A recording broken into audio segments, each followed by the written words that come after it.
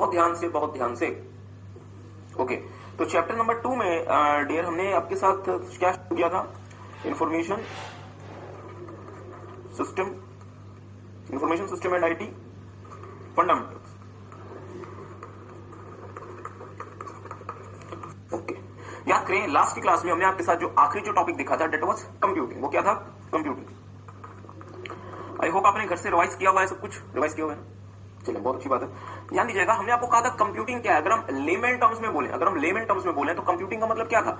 Any task performed by computer is known edge computing. Computer द्वारा किया जाने वाला कोई भी काम कंप्यूटिंग कहलाता है। और सर जी, कंप्यूटर का मतलब क्या होता है? ध्यान दीजिएगा, कंप्यूटर का मतलब क्या होता है? मैंने कहा कंप्यूटर ने कोई काम कर दिया, तो क्या कंप्यूटर ने कोई काम कैसे कर दिया? कंप्यूटर की जगह कोई भी काम कौन करता है? सीपीयू। सर जी, सीपीयू तो छोटी सी जान होता है, सीपीयू कोई काम कैसे कर सकता है? With the coordination of hardware and software. ठीक बात, इसे नोट नहीं करना, इसे आपको नोट नहीं करना। तो हमने क्या देखा कि कंप्यूटर में कोई भी काम अगर आपको परफॉर्म कराना है, यू नीड सीपीयू। और सीपीयू क्या करेगा? हार्डवेयर और सॉफ्टवेयर की मदद से कोई भी टास्क एग्जीक्यूट करके देगा। एग्री करते हैं? और कंप्यूटर और हम टेक्निकल लैंग्वेज में उसे क्या नाम देंगे? कंप्यूटिंग। उसमें क्या नाम देंगे? कंप्यूटिंग। तो सर जी, क्या ये कहना चाहते हो आप? मैंने कहा क्या कि कंप्यूटिंग करने के लिए कौन रिस्पॉन्सिबल होता है? सेंट्रल प्रोसेसिंग यूनिट या फिर सीपीयू। सीपीयू द्वारा किया जाने वाला काम कंप्यूटिंग कहलाता है। या मैं इसको और आसान शब्दों में ये कह सकता हूं, और लेमन टर्म्स में मैं ये कह सकता हूं कि कंप्यूटर द्वारा किया जाने वाला काम कंप्यूटिंग कहलाता है। प्लीज मेरी बात ध्यान दीजिएगा। आज हम आपके साथ कंप्यूटिंग बहुत डिटेल में देखेंगे और आज की क्लास बहुत बहुत बहुत महत्वपूर्ण, तो कृपया बहुत ज्यादा ध्यान दीजिएगा, पूरी अटेंशन दीजिएगा। ओके, हाँ, तो जो बच्चे अभी आए हैं कृपया बैठ जाए। आप भी सारे बच्चे बैठ जाए। कंप्यूटिंग समझना क्यों जरूरी है?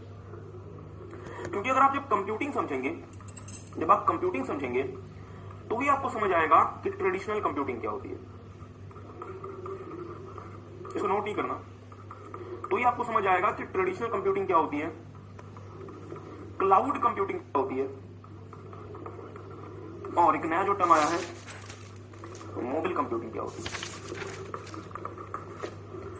और अगर आप इन तीनों वर्ड्स को देखेंगे तो इसमें एक चीज कॉमन है, इन तीनों में एक चीज कॉमन है। क्या? Sir ji, computing, cloud computing, mobile computing और ट्रेडिशनल कंप्यूटिंग। एग्री करते हैं? और तीनों में क्या कॉमन है? कंप्यूटिंग। तो इसलिए बहुत जरूरी है कि हमें समझ आए कंप्यूटिंग क्या होता है।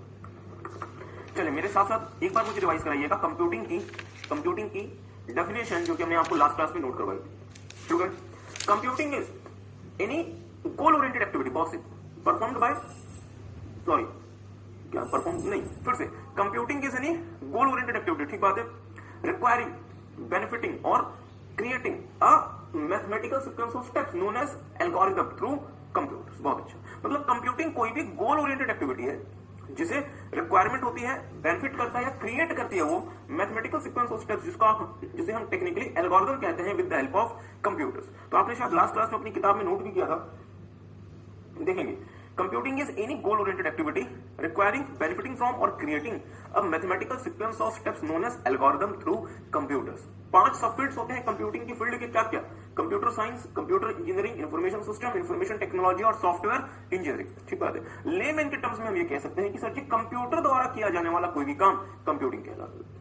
और किसी भी कंप्यूटर में किसी भी टास्क को परफॉर्म करने के लिए हमें क्या चाहिए? कंप्यूटर का सीपीयू। मेरी बात पे ध्यान दीजिएगा डियर, आज की क्लास में आपके साथ बहुत डिटेल में देखेंगे कि किसी भी कंप्यूटर का जो ब्रेन होता है वो उसका सेंट्रल प्रोसेसिंग यूनिट या फिर सीपीयू होता है। मेरी बात पे थोड़ा सा ध्यान दीजिएगा। लेट्स से अब इमेजिन करें कि इंसान का जो ब्रेन होता है वही तो पूरे के पूरे बॉडी को क्या करता है? कोऑर्डिनेट करता है, फंक्शन कराता है। तो क्या ब्रेन अकेला ये काम कर लेता है या ब्रेन को काम करने के लिए बॉडी के बाकी पार्ट्स की रिक्वायरमेंट होती है? इसी तरीके कंप्यूटर का ब्रेन होता है। बट ध्यान दीजिएगा, सीपीयू तो एक छोटी सी जान है, वो अगर कंप्यूटर का ब्रेन है भी तो वो सारा काम कैसे कर सकता है? उसे भी क्या चाहिए? बाकी हार्डवेयर और सॉफ्टवेयर की रिक्वायरमेंट होती है, जिसको कोऑर्डिनेट करा के सीपीयू कोई टास्क एग्जीक्यूट कराता है, कोई टास्क परफॉर्म करता है। आई होप आपने लास्ट क्लास में रिवाइज किया था। ओके, बहुत अच्छी बात है। अब हम सॉफ्टवेयर, तो मैं ये कह सकता हूं इनडायरेक्ट वे में कि सीपीयू द्वारा किया जाने वाला कोई भी काम कंप्यूटिंग कहलाता है। और किसी भी कंप्यूटिंग के लिए सीपीयू क्या करता है? हार्डवेयर और सॉफ्टवेयर के बीच में कोऑर्डिनेशन स्टैब्लिश करता है और सीपीयू कंप्यूटिंग कराता है। हाँ, सीपीयू का मतलब होता है central processing unit. I hope आपको बात समझ आई है। ओके, क्या नाम देते हैं? तरीके से डियर, सीपीयू के दिमाग में या फिर सीपीयू के अंदर क्या होते हैं? इंस्ट्रक्शन सेट्स, जो कि सीपीयू को बताते हैं कि तुम्हें कोई भी टास्क कैसे एग्जीक्यूट करना है, तुम्हें कोई भी काम कैसे फंक्शन करना है। तो एक काम करेंगे, पहले मेरे साथ सब लिख लेंगे। कंप्यूटर नहीं, हम किसकी बात कर रहे हैं? सीपीयू। कंप्यूटर को फंक्शन कराने के लिए हमें कौन चाहिए? सीपीयू। सीपीयू को फंक्शन कराने के लिए हमें कौन चाहिए? Instruction set. ह्यूमन बॉडी को फंक्शन कराने के लिए हमें कौन चाहिए? ब्रेन। ब्रेन को फंक्शन कराने के लिए हमें क्या चाहिए? Neurological sets. आई होप आपको बात समझ आ रही है। ओके, लिखेंगे two instruction sets is a set of machine code instruction. ये क्या होता है? मशीन कोड इंस्ट्रक्शन जो सीपीयू को बताता है कि यार सीपीयू तुम्हें कोई भी काम कैसे एग्जीक्यूट करना है, मेमोरी से कैसे इंटरेक्ट होना है और बाकी चीजें कैसे मतलब बाकी फंक्शंस कैसे परफॉर्म करना है। ठीक है। As its own instruction sets of a CPU can be of the following two types. मतलब सीपीयू में दो प्रकार के इंस्ट्रक्शन सेट्स हो सकते हैं, बट एक सीपीयू में अगर आप एक सीपीयू परचेज करके लाते हैं उसमें कोई एक प्रकार का ही इंस्ट्रक्शन सेट हो सकता है। मतलब ये नहीं कि सर जी एक ही सीपीयू में दोनों प्रकार के इंस्ट्रक्शन सेट हो गए। प्लीज ध्यान दीजिएगा। मतलब अलग अलग कंपनीज के जो सीपीयूज बनते हैं डियर, अब दुनिया में सीपीयू को एक कंपनी थोड़ा ना बनाती है। आपको पता है सीपीयू बनाने की बहुत फेमस कंपनी कौन सी है? इंटेल इनसाइड, तो वो भी सीपीयू बनाती है। आप जो फोन यूज करते हैं उसमें इंटेल का सीपीयू यूज नहीं होता, उसमें किसका जनरली सीपीयू होता है? क्वालकॉम का। तो क्वालकॉम भी तो सीपीयू बनाती है। ठीक बात है। हाँ, मीडियाटेक भी तो सीपीयू बनाती है। तो ठीक बात है। हाँ, मीडियाटेक भी तो सीपीयू बनाती है। तो अलग अलग कंपनी जो सीपीयूज बनाती हैं वो अलग अलग प्रकार के इंस्ट्रक्शन सेट्स यूज किया करती है। ठीक बात है। और ये जो इंस्ट्रक्शन सेट्स होते हैं ये बेसिकली दो ही प्रकार के होते हैं जो हम आपके साथ अभी डिस्कस करेंगे। ठीक है। तो अब हम आपके साथ थोड़ा सा 1 मिनट में आपको रिवाइज करा देते हैं। अभी तक हमने आपके साथ क्या देखा? हमने कहा कंप्यूटर द्वारा किया जाने वाला काम कंप्यूटिंग कहलाता है। कंप्यूटर के लिए कोई भी काम कौन परफॉर्म करता है? सीपीयू। किसकी मदद से? हार्डवेयर और सॉफ्टवेयर के बीच में कोऑर्डिनेशन स्टैब्लिश करके। एग्री करते हैं? मतलब सीपीयू क्या करेगा? हार्डवेयर और सॉफ्टवेयर के बीच में कोऑर्डिनेशन करेगा जिससे कंप्यूटर कोई भी टास्क एग्जीक्यूट कर सकता है।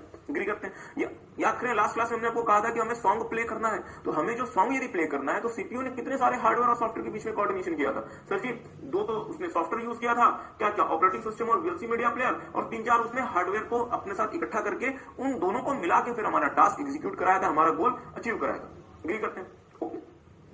पर सर जी सीपीयू को कैसे पता है कि उसे कोई भी काम कैसे करना है, या कोई भी ट्रांजेक्शन कैसे प्रोसेस करनी है, या किसी भी चीज को कैसे एग्जीक्यूट करना है, या रैम के पास कैसे जाना है, या फिर सेकेंडरी डिवाइस को कैसे एक्सेस करना है? ये बातें सीपीयू को कौन बताएगा?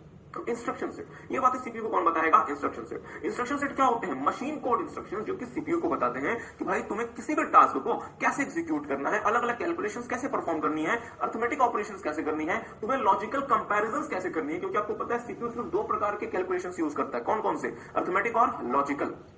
देखिए आपको इस बारे में कंफ्यूजन इसलिए नहीं होनी चाहिए क्योंकि आपने पूरा फ्लोचार्ट कर लिया और वहां पे डियर आपने सिर्फ दो ही प्रकार के calculation.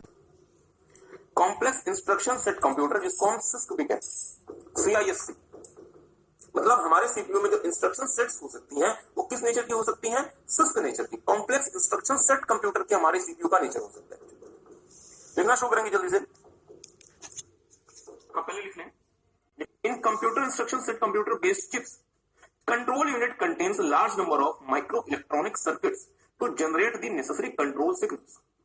CISC based CPU have तो मेरे साथ सब कृपया मार्क करेंगे large, variable length, ध्यान दीजिएगा, variable length and complex, large, variable length and complex set of instructions। मतलब जो CISC based machines होती हैं या जो CISC based जो CPUs होते हैं उनमें क्या होता है डियर? उनमें बहुत सारे large number और साथ में variable length और कॉम्प्लेक्स इंस्ट्रक्शंस के सेट्स होते हैं जिसकी मदद से जो सिस्क बेस्ड मशीन्स होती हैं वो अलग अलग प्रकार के कंप्यूटर प्रोग्राम्स को अपने कंप्यूटर में रन कर लिया करती है।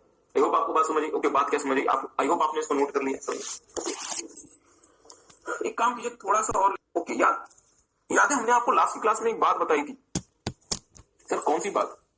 बात कुछ ऐसी थी डियर कि हमने कहा था अगर हम सीपीयू को ओपन करके देखेंगे तो इसका मतलब ये नहीं कि घर जाके अपने मतलब कंप्यूटर का सीपीयू निकाल के ओपन करके देख लिया, ऐसा ना करें। तो हमें इसमें कुछ ये चीजें दिखाई पड़ेगी। एक होती है कंट्रोल यूनिट CU, एक होता है ALU अर्थमेटिक लॉजिकल यूनिट, और एक होती है इसमें मेमोरी। मेमोरी को हम दो पार्ट्स में क्लासिफाई कर सकते हैं, एक को हम नाम देते हैं कैश मेमोरी और दूसरे को हम नाम देते हैं रजिस्टर्स। ये हम बहुत डिटेल में आपके साथ देखेंगे, फिलहाल आपको कुछ भी नहीं सुनना, आपको सिर्फ मेरी बात सुनिए।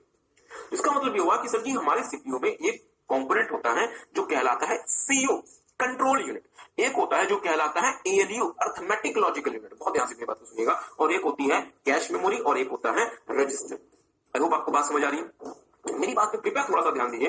याद करें लास्ट क्लास में हमने जो सॉन्ग को प्ले करने का एग्जांपल लिया था और हमने कहा था कि उसमें 6 स्टेप्स हमें परफॉर्म करने, उसमें हमें कितने स्टेप्स परफॉर्म करने हैं? 6 स्टेप्स परफॉर्म करने। ठीक बात है। मैं लेट्स से उन स्टेप्स को कह देता हूं, मैं उनको स्टेप्स को मैं नाम दे देता हूं 1 2 3 4 5 और 6। हम ये 6 स्टेप्स परफॉर्म करने हैं और मैं उनको नाम दे देता हूं 1 2 3 4 5 6। ठीक है। अब आपने वो सॉन्ग कहां उठा के डाल दिया था? रैम। मतलब ये जो गाना है आपका 001 फाइल का, वो कहां पड़ी थी? रैम में। किसी को लास्ट क्लास याद है? और साथ में आपने वीएलसी मीडिया प्लेयर भी उठा कहां डाल दिया था? रैम में। पर सर जी प्रोसेसिंग कौन करेगा? एलयू। ध्यान दीजिएगा, प्रोसेसिंग कौन करेगा? एलयू। प्रोसेसिंग रैम नहीं करेगा, प्रोसेसिंग कहां होगी? एलयू। इसका मतलब ये हुआ कि आपके ये 6 के 6 इंस्ट्रक्शंस जो हैं प्रोसेसिंग करने के लिए, ये कहां मूव करेंगे? सीपीयू के पास।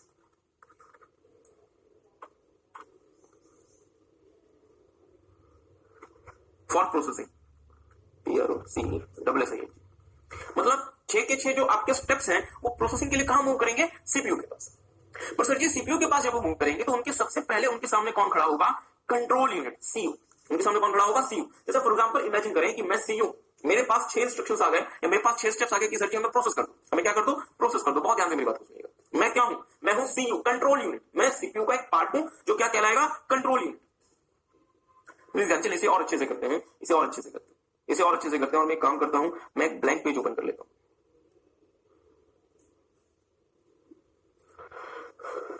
चलिए हमने एक ब्लैंक पेज ओपन कर लिया और इसे और अच्छे से ध्यान से करते हैं। ध्यान दीजिएगा, हम एक बार फिर से एक बार सीपीयू को ड्रॉ करते हैं। आप लोगों को ड्रॉ नहीं करना, ये लेट से हमारा सीपीयू है, इट इज आवर सीपीयू। इसमें ये जो पार्ट है ये क्या कहलाएगा? Control unit. इसे हम क्या नाम देंगे? Control unit. लेट से कंट्रोल यूनिट में हमारे पास एक व्यक्ति खड़ा है। ये व्यक्ति है जो कि कंट्रोल यूनिट कहलाता है। अब देखिए मेरी ड्राइंग बहुत अच्छी नहीं है तो कृपया हंसे ना। और ये दूसरा व्यक्ति है जो कि एलयू कहलाता है, अर्थमेटिक लॉजिकल यूनिट कहलाता है। ठीक बात है। तो ये जो पहला व्यक्ति जो क्या कहलाता है? Control unit. इस व्यक्ति के पास 6 स्टेप्स पहुंच गए, 4, 5 और 6। कि सर जी हमें क्या कर दो? हमें एग्जीक्यूट कर दो, हमें प्रोसेस कर दो। स्टेप 1, 2, 3, 4, 5 और 6 हमें क्या कर दो? हमें एग्जीक्यूट कर दो। ठीक बात है। अब लेट से मैं कंट्रोल यूनिट हूं, मैं ये व्यक्ति हूं जिसके पास 6 स्टेप्स पहुंच गए, कि हमें क्या कर दो? एग्जीक्यूट कर। तो सर जी कंट्रोल यूनिट को कैसे पता कि हम किसे कैसे एग्जीक्यूट कर सकते हैं? हमारे सीपीयू में हमें मिलता है इंस्ट्रक्शन सेट। जो इंस्ट्रक्शन सेट हमें बताएगा कि हमें किसी भी ट्रांजेक्शन को कैसे एग्जीक्यूट करना है। बट मेरा आपसे छोटा सा सवाल है, सर जी सीपीयू में प्रोसेसिंग कौन करेगा? एलयू। ध्यान दीजिएगा, प्लीज कंफ्यूज नहीं होइएगा। मैं मानता हूं ये बातें थोड़ी सी आपको अजीब लगती होंगी और आप में से बहुत सारे बच्चे सोचते होंगे कि सर हम सीए बनने वाले हैं, हमें आईटी का इंजीनियर बना रहे। बट क्या कर सकते हैं? मजबूरी का नाम। क्योंकि बीइंग अ चार्टर्ड अकाउंटेंट आप बहुत सारी कंपनीज में, आपको शायद जान के हैरानी होगी कि आज के समय देश में बहुत सारे आईटी कंपनीज के स्टार्टअप किए जा रहे हैं। इसलिए बीइंग अ चार्टर्ड अकाउंटेंट आपको आईटी की भी स्ट्रक्चर से एग्री करते हैं। और सर जी प्रोसेसिंग करेगा कौन? LU, arithmetic logical unit. 2 प्रकार के ऑपरेशन से। कौन कौन से? हाँ बिल्कुल, अर्थमेटिक ऑपरेशन और लॉजिकल ऑपरेशन। इसलिए इसका नाम क्या पड़ा? Arithmetic logical unit. क्योंकि सीपीयू किसी भी चीज को प्रोसेस करने के लिए 2 ही प्रकार के ऑपरेशन यूज करता है डियर। एक का नाम होता है अर्थमेटिक ऑपरेशन और दूसरे का नाम होता है लॉजिकल ऑपरेशन। आई होप आपको बात समझ आ रही है। ठीक बात। पर मुझे बात बताइएगा, ये 6 के 6 इंस्ट्रक्शन सीयू के पास पहुंच गए। सीयू क्या सारे इंस्ट्रक्शंस को एलयू के पास भेज दे, या सीयू कंट्रोल करेगा कि पहले हमें एलयू के पास किसे भेजना है, इसके बाद हमें एलयू के पास किसे भेजना है? मुझे एक बात बताएं, एलयू अर्थमेटिक लॉजिकल यूनिट का क्या काम है? कि हमारे पास जो भी आएगा हम उसे प्रोसेस कर देंगे। एग्री करते हैं? बट क्या वो जो इंस्ट्रक्शंस हमारे पास प्रोसेस होने के लिए आएंगी, जो स्टेप्स हमारे पास प्रोसेस होने के लिए आएंगे, वो एक ऑर्डर में आने चाहिए, वो एक सीक्वेंस में आने चाहिए, या जो भी पहले पहुंच जाए एक ऑर्डर या फिर सीक्वेंस में आने चाहिए। एग्री करते हैं? याद करें हमने आपको लास्ट क्लास में जो स्टेप्स बताए थे, सबसे पहला स्टेप क्या था? कि सर जी गाने को उठाओ और रैम में डालो। दूसरा, गाने का या उस फाइल का एक्सटेंशन देखो, एक्सटेंशन को देख के जो अप्रोप्रिएट सॉफ्टवेयर है वो उठा के लाओ, उस अप्रोप्रिएट सॉफ्टवेयर को भी रैम में डालो। ठीक बात है। इसके बाद उसकी प्रोसेसिंग करो और जो आउटपुट है उसको अप्रोप्रिएट आउटपुट सोर्स को डिलीवर करो। एग्री करते हैं? लेट से सीपीयू सबसे पहला काम यही प्रोसेस कर दे कि आउटपुट को अप्रोप्रिएट आउटपुट सोर्स में डिलीवर कर दे। बहुत ध्यान से मेरी बात को सुनिएगा। मुझे बताएं सीपीयू जो है वो सबसे पहला काम यही कर दे कि जो आउटपुट निकला वो अप्रोप्रिएट आउटपुट सोर्स को डिलीवर कर दे। तो मुझे बताएं क्या आउटपुट निकला? नहीं, क्योंकि मतलब तो फाइल लोड नहीं होगी हमारे पास। तो मैं सबसे पहला काम क्या करना पड़ेगा डियर? फाइल लोड करनी पड़ेगी। चलें एग्जांपल चेंज करते हैं। सीपीयू सबसे पहला काम सॉफ्टवेयर को लोड कर दे। क्या ये पॉसिबल है? नहीं, क्योंकि सॉफ्टवेयर तो तब लोड होगा ना जब वो फाइल लोड होगी, क्योंकि उसी के बेसिस पे तो सॉफ्टवेयर लोड होगा। क्या मेरी बात किसी को समझ आ रही? क्योंकि आपने क्लिक किसमें किया है? सॉफ्टवेयर में क्लिक नहीं किया, आपने फाइल में क्लिक किया। Are you guys getting? अगर मैं MP3 फाइल में क्लिक करता हूं तो MP3 प्लेयर लोड होना चाहिए ना, कोई पीडीएफ रीडर थोड़ा ना लोड हो जाएगा। तो वो सॉफ्टवेयर, उसके अप्रोप्रिएट सॉफ्टवेयर कब लोड होगा? जब आप पहले फाइल को लोड कर लेंगे, सीपीयू आपका फाइल का एक्सटेंशन रीड कर लेगा और उस एक्सटेंशन को खोजते खोजते वो अप्रोप्रिएट सॉफ्टवेयर के पास जाएगा, वहां से सॉफ्टवेयर सी ड्राइव से उठाएगा, रैम में लाके लोड कर देगा। आई होप आपको बात समझ आ रही है। तो हमें क्या देखना है कि जो भी स्टेप्स हमें हमारे प्रोसेस होने हैं उन स्टेप्स का क्या होना चाहिए? Proper sequence. और ये सीक्वेंस मेंटेन करने की जिम्मेदारी किसकी है? Control unit. ये सीक्वेंस मेंटेन करने की जिम्मेदारी एलयू की नहीं है, क्योंकि एलयू के पास ऑलरेडी बहुत सारा काम है कि जो भी स्टेप आ रहा है इसके पास, उसे वो क्या करेगा, प्रोसेस करेगा with the help of arithmetic operations, with the help of logical operations. क्या मेरी बात आप समझ पाए? और प्रोसेसिंग यदि इसको प्रोसेसिंग करनी है एलयू को, तो एलयू के पास दिमाग कहां से आया? इंस्ट्रक्शन सेट की वजह से। कंफ्यूज नहीं हो रहे ना? मुझे बताया चलिए स्टार्टिंग से आसान, ओके आसान मतलब शब्दों में, किसी भी चीज को प्रोसेस करने के लिए हमें क्या चाहिए? सीपीयू। सीपीयू के अगर हम अंदर झांके तो हम देखते हैं कि सर जी सीपीयू के अंदर तो प्रोसेसिंग कौन करता है? एलयू। एलयू को इसका मतलब क्या, प्रोसेसिंग करनी है। इसके पास स्टेप्स को जिसकी प्रोसेसिंग करवानी है कौन भेजेगा? Control unit. Control unit proper order में स्टेप्स को भेजेगा एलयू के पास कि सर ये स्टेप्स है, इसकी प्रोसेसिंग कर दो। अगर एलयू को प्रोसेसिंग करनी है डियर, तो वो कितने प्रकार के ऑपरेशंस यूज करता है? 2 प्रकार के, अरिथमेटिक ऑपरेशंस, लॉजिकल ऑपरेशंस। ठीक बात है। पर सर जी ये ऑपरेशंस को यूज करने के लिए एलयू को पता कैसे आएगा, मींस कैसे ऑपरेशंस यूज करने हैं, किस तरीके से काम करना है? इसलिए एलयू के पास क्या होगा? इंस्ट्रक्शन सेट्स होंगे। जो इंस्ट्रक्शन सेट्स एलयू को बताएंगे कि भाई एलयू तुम्हें किसी भी इंस्ट्रक्शन को, तुम्हें किसी भी प्रोसेस को कैसे एग्जीक्यूट करना है। आई होप आपको बात समझ आ रही है। तुम्हें किसी भी स्टेप को कैसे एग्जीक्यूट करना है। तो ये बेसिकली इंस्ट्रक्शन सेट क्या होते हैं डियर, बहुत ध्यान से बात सुनिएगा। मशीन कोड्स जो हमें ये बताएंगे कि एलयू तुम्हें किसी भी प्रोसेस को कैसे एग्जीक्यूट करना है, प्रोसेस करना है। बहुत ध्यान से मेरी बात को सुनिएगा, बहुत ध्यान से मेरी बात को सुनिएगा डियर, बहुत ध्यान से मेरी बात को सुनिएगा। आपको पता है कि आज के समय जो एसीज आते हैं वो खुद से एनवायरमेंट के बेसिस पे अपने पावर को, मींस अपने मतलब टेम्परेचर को बढ़ा सकते हैं, घटा सकते हैं। हाँ, एसीज में क्या लगे होते हैं? सेंसर्स। और एसीज क्या कर सकते हैं? इन सेंसर्स की मदद से अपनी कूलिंग को बढ़ा सकते हैं, कम कर सकते हैं। तो सर जी एसी में क्या लगा होगा? एक सीपीयू, सेंट्रल प्रोसेसिंग यूनिट, जो कि इन सेंसर्स को रन करता होगा और उसके हिसाब से सीपीयू क्या करता होगा? कूलिंग को बढ़ाता होगा या फिर कम करता होगा। एग्री करते हैं? चल, तो हमने क्या देखा कि आज के समय सर जी एसीज में भी क्या लगे हुए आते हैं? सेंसर्स या फिर सीपीयूज लगे हुए आते हैं। ऑन दी अदर हैंड हमारे कंप्यूटर या हमारे लैपटॉप में भी क्या लगा होता है? सीपीयू लगा होता है। क्या मेरी बात आप समझ पाए? हमारे पास जो लैपटॉप है उसमें भी क्या लगा हुआ है? सीपीयू। और हम जो आज के समय एसी परचेज करते हैं उस एसी में भी क्या लगा होता है? सीपीयू, जो कि सेंसर्स को कंट्रोल करता है, कूलिंग को एडजस्ट करता है और अकॉर्डिंगली चीजों को देखता है। मेरा आपसे छोटा सा सवाल, अब मेरी बात पर ध्यान दीजिएगा, मेरा आपसे छोटा सा सवाल, एसी वाला सीपीयू ज्यादा चीजों को परफॉर्म करने के लिए रिस्पॉन्सिबल है या कंप्यूटर वाला सीपीयू ज्यादा चीजों को परफॉर्म करने के लिए रिस्पॉन्सिबल है? छोटा सा सवाल। जो सीपीयू आपके एसी में लगा है वो ज्यादा चीजों को परफॉर्म करने के लिए जिम्मेदार है, या जो सीपीयू आपके कंप्यूटर में लगा हुआ है डियर, वो सीपीयू ज्यादा चीजों को परफॉर्म करने के लिए रिस्पॉन्सिबल है? बहुत अच्छा। कंप्यूटर वाला मींस आपके लैपटॉप वाला जो सीपीयू है वो बहुत सारी चीजों को परफॉर्म करने के लिए रिस्पॉन्सिबल है। जैसे उसको बहुत सारे सॉफ्टवेयर रन करने, उसको एमएस ऑफिस भी रन करवाना है, उसको टैली भी रन करवाना है, उसको बहुत हैवी ग्राफिक्स सॉफ्टवेयर भी रन करना है, जैसे फोटोशॉप, जैसे अडोबी के जितने भी आते हैं सॉफ्टवेयर, जैसे एंटीवायरस सॉफ्टवेयर। उसे आपको एंटरटेन भी करना है, इसके लिए उसे गेम्स भी प्ले करने हैं, उसे स्क्रीन में क्या जाएगा उसे भी कंट्रोल करना है, उसे प्रिंटर भी कनेक्ट करना है, उसे स्कैनर भी कनेक्ट करना है, उसे ब्लूटूथ भी कनेक्ट करना है, उसे आपको इंटरनेट सर्विस भी देनी है, आप दिन भर बैठ के ब्राउज करते रहेंगे, उसे वो भी मेंटेन करना है। मतलब जो कंप्यूटर वाला सीपीयू है उसे बहुत सारा कुछ परफॉर्म करना पड़ता है। मतलब कंप्यूटर वाला जो सीपीयू है वो बहुत सारी चीजों को परफॉर्म करने के लिए रिस्पॉन्सिबल है। क्या मेरी बात किसी को समझ आ रही है? एग्री करते हैं? और कंप्यूटर वाले सीपीयू के अगर आप अंदर झांकने का प्रयास करते हैं, प्रैक्टिकली अंदर ना झांके कुछ दिखाई नहीं देगा। मतलब अगर आप उसके इनसाइड देखेंगे तो उस सीपीयू में एक होता है कंट्रोल यूनिट, दूसरा होता है अरिथमेटिक लॉजिकल यूनिट, और अरिथमेटिक लॉजिकल यूनिट ही सब चीजों को एग्जीक्यूट करने के लिए जिम्मेदार है। क्या मेरी बात समझ पाए? by using the arithmetic operations and logical operations, but arithmetic logical unit ALU के पास दिमाग कहां से आता है? इंस्ट्रक्शन सेट से। प्लीज मेरी बात ध्यान दीजिएगा, वो दिमाग कहां से आता है? इंस्ट्रक्शन सेट से। बट मुझे बात सोच के बताएं, यदि मेरे कंप्यूटर के सीपीयू को इतना कुछ करना है, तो क्या 2-4 इंस्ट्रक्शन सेट से काम चल जाएगा, या 2-4 इंस्ट्रक्शन से काम चल जाएगा, या उसे बहुत सारे इंस्ट्रक्शंस की रिक्वायरमेंट होगी? उसे बहुत सारे इंस्ट्रक्शंस की रिक्वायरमेंट होगी, मतलब लार्ज नंबर ऑफ इंस्ट्रक्शंस की रिक्वायरमेंट होगी। क्या मेरी बात किसी को समझ?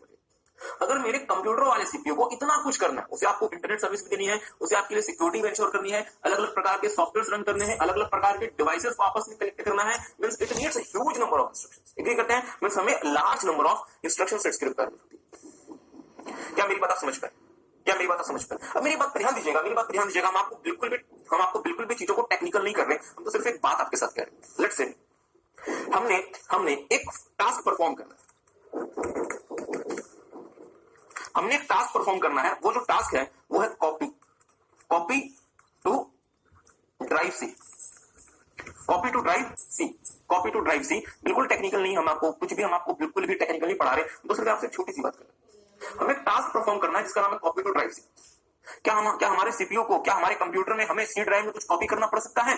पड़ सकता है। तो इसके लिए हम एक लेट से कोड लिखते हैं। ये कोड आपको नोट नहीं करना, और ये कोई एक्चुअल कोड नहीं, तो सिर्फ आपको समझाने के पर्पस से कोड लिखते हैं। लेट्स से कोड है इस टास्क को परफॉर्म करने के लिए, वो है कॉपी HT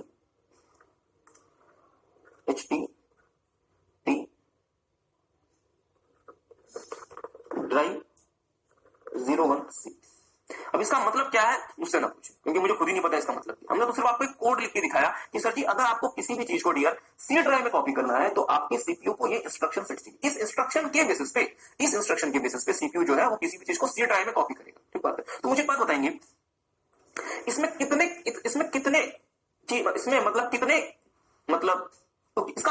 इसका लेंथ कितना 1 2 3 4 5 6 7 8 9 10 11 12 13 14 15 3 4 5 6 7 8, इसका लेंथ कितना है 50। इसका लेंथ कितना है 50। ठीक बात है। लेट्स से हमें एक और टास्क परफॉर्म करना है, कॉपी टू ड्राइव डी। तो लेट्स से इसके लिए जो कोड है वो कुछ ऐसा है, कॉपी HTOT ड्राइव 02 डी। इसका कोड क्या बनता है, copy HTOT drive 02 D. Let's say ये कोई कोड है। अब मेरी बात पे थोड़ा सा ध्यान दीजिएगा, अगर हमारे एलयू को ये इंस्ट्रक्शन मिल जाती है, ये वाले कॉपी HTOT ड्राइव 01C, तो वो क्या करेगा, वो किसी भी चीज को जो भी आप फाइल देंगे उसको सी ड्राइव में कॉपी कर देगा। अगर हमारे एलयू को ये वाली इंस्ट्रक्शन मिल जाती है, कॉपी HTOT ड्राइव 02 डी, तो वो क्या करेगा, किसी भी चीज को डी ड्राइव में कॉपी कर देगा। बट मेरा आपसे छोटा सा सवाल है, मुझे बताएंगे सी ड्राइव की इंस्ट्रक्शन की लेंथ कितनी है 15, डी ड्राइव की कॉपी की इंस्ट्रक्शन की लेंथ कितनी है 16, डी ड्राइव की कॉपी की इंस्ट्रक्शन की लेंथ कितनी है 16। क्या मेरी बात आप समझ पाए?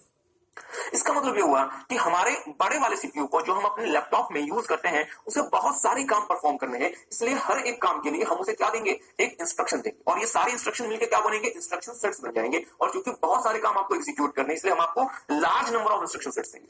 और हो सकता है कि अलग अलग इंस्ट्रक्शंस अलग अलग लेंथ के होंगे। क्या मेरी बात आप समझ पा रहे हैं? अलग अलग इंस्ट्रक्शंस अलग अलग लेंथ की होंगी। चलिए हम आपको एक और हम आपको टास्क लिख के दिखाते हैं। Let's say deliver output to audio speaker. Deliver output to audio speaker के मतलब सर जी जो आपके पास आउटपुट आ गया ना, उसे स्पीकर को डिलीवर करते हैं। तो इसका क्या होगा, transfer copy out HP speaker SP, let's say something like this. तो इसकी लेंथ कितनी बनेगी, समथिंग लाइक 19। तो हमने क्या देखा कि अलग अलग टास्क को परफॉर्म करने के लिए हमारे सीपीयू के पास क्या होनी चाहिए, अलग अलग इंस्ट्रक्शंस होनी चाहिए, और उन इंस्ट्रक्शंस के बेसिस पे हमारा जो सीपीयू है, और सीपीयू में भी क्या हमारा जो एलयू है वो अलग अलग कामों को एग्जीक्यूट करेगा। और चूंकि हमारे कंप्यूटर हमारे सीपीयू को बहुत सारा कुछ परफॉर्म करना है, इसलिए हमें लार्ज नंबर ऑफ इंस्ट्रक्शंस को इसे देना पड़ेगा, और वो इंस्ट्रक्शंस अलग अलग साइज के अलग अलग लेंथ के हो सकते हैं। जिसे हम क्या नाम देंगे, ये जो इंस्ट्रक्शंस होंगे वो लार्ज नंबर होंगे, दूसरा वेरिएबल लेंथ के होंगे। ये क्या होंगे, वेरिएबल लेंथ के होंगे। मेरी बात पे ध्यान दीजिएगा डियर, दो प्रकार से हमारे इंस्ट्रक्शंस की लेंथ हो सकती है, एक होती है वेरिएबल और एक होती है फिक्स्ड। तो वेरिएबल लेंथ हम क्यों यूज करते हैं, फिक्स्ड लेंथ हम क्यों यूज करते हैं, आपको थोड़ी देर के बाद समझ आएगा। आपको क्या ये बात समझ आई कि हमारे सीपीयू में क्या क्या पार्ट्स होते हैं, एक होता है सीयू और एक होता है एलयू। ठीक बात है। जो भी स्टेप्स आ रहे हैं कि सर जी हमें प्रोसेस कर दो, उसे सही प्रकार से ऑर्डर में या फिर सही प्रकार से कंट्रोल कौन करेगा, सीयू, और सीयू फिर उनको प्रायोरिटी की बेसिस पे किसके पास भेजेगा, एलयू के पास, और उसमें एलयू क्या करेगा, अरिथमेटिक ऑपरेशंस लगाएगा और लॉजिकल ऑपरेशंस लगाएगा। But sir ji arithmetic operations और लॉजिकल ऑपरेशंस के बारे में एलयू को कहां से पता होगा, क्योंकि एलयू के पास क्या है, बहुत सारे इंस्ट्रक्शंस, और वो बहुत सारे इंस्ट्रक्शंस मिलकर आपस में क्या बन रहे हैं, इंस्ट्रक्शन सेट्स बन रहे हैं। और ये चूंकि बहुत सारे, इसलिए इस इंस्ट्रक्शन सेट में को मैं पहला नाम क्या दे सकता हूं, लार्ज नंबर ऑफ, मतलब बहुत सारे इंस्ट्रक्शंस। दूसरा, अलग अलग इंस्ट्रक्शंस की जो लेंथ है वो अलग अलग हो सकती है एज पर दी रिक्वायरमेंट, मतलब ये वेरिएबल लेंथ का होगा। और चूंकि आपको बहुत सारा कुछ परफॉर्म करना है, अलग अलग चीजें परफॉर्म करनी है, इसलिए यहाँ पे जो इंस्ट्रक्शन सेट्स होते हैं डियर वो कॉम्प्लेक्स नेचर के होते हैं। ठीक बात है, क्योंकि आपको बहुत सारा कुछ परफॉर्म करना है, आपके जो इंस्ट्रक्शन सेट्स होंगे वो कैसे होंगे, कॉम्प्लेक्स नेचर के होंगे। तो मेरे साथ साथ थोड़ा सा देखिएगा, आपने यहाँ पे क्या लिखा था, आपने लिखा था, प्लीज ध्यान दीजिएगा, नहीं इसे आपको नोट नहीं करना, ये नोट करने की रिक्वायरमेंट नहीं है। आपने लिखा था CISC based CPU have large variable length and a complex set of instructions due to which different computer programs can be executed on CISC based CPU। और जिसकी मदद से जो आपके CISC based CPUs हैं वो अलग अलग प्रकार के सॉफ्टवेयर को, अलग अलग टास्क को परफॉर्म करता है। ठीक बात है, क्या यहां तक आपको बात समझ आई? ओके, मेरी बात पर थोड़ा सा और ध्यान दीजिएगा।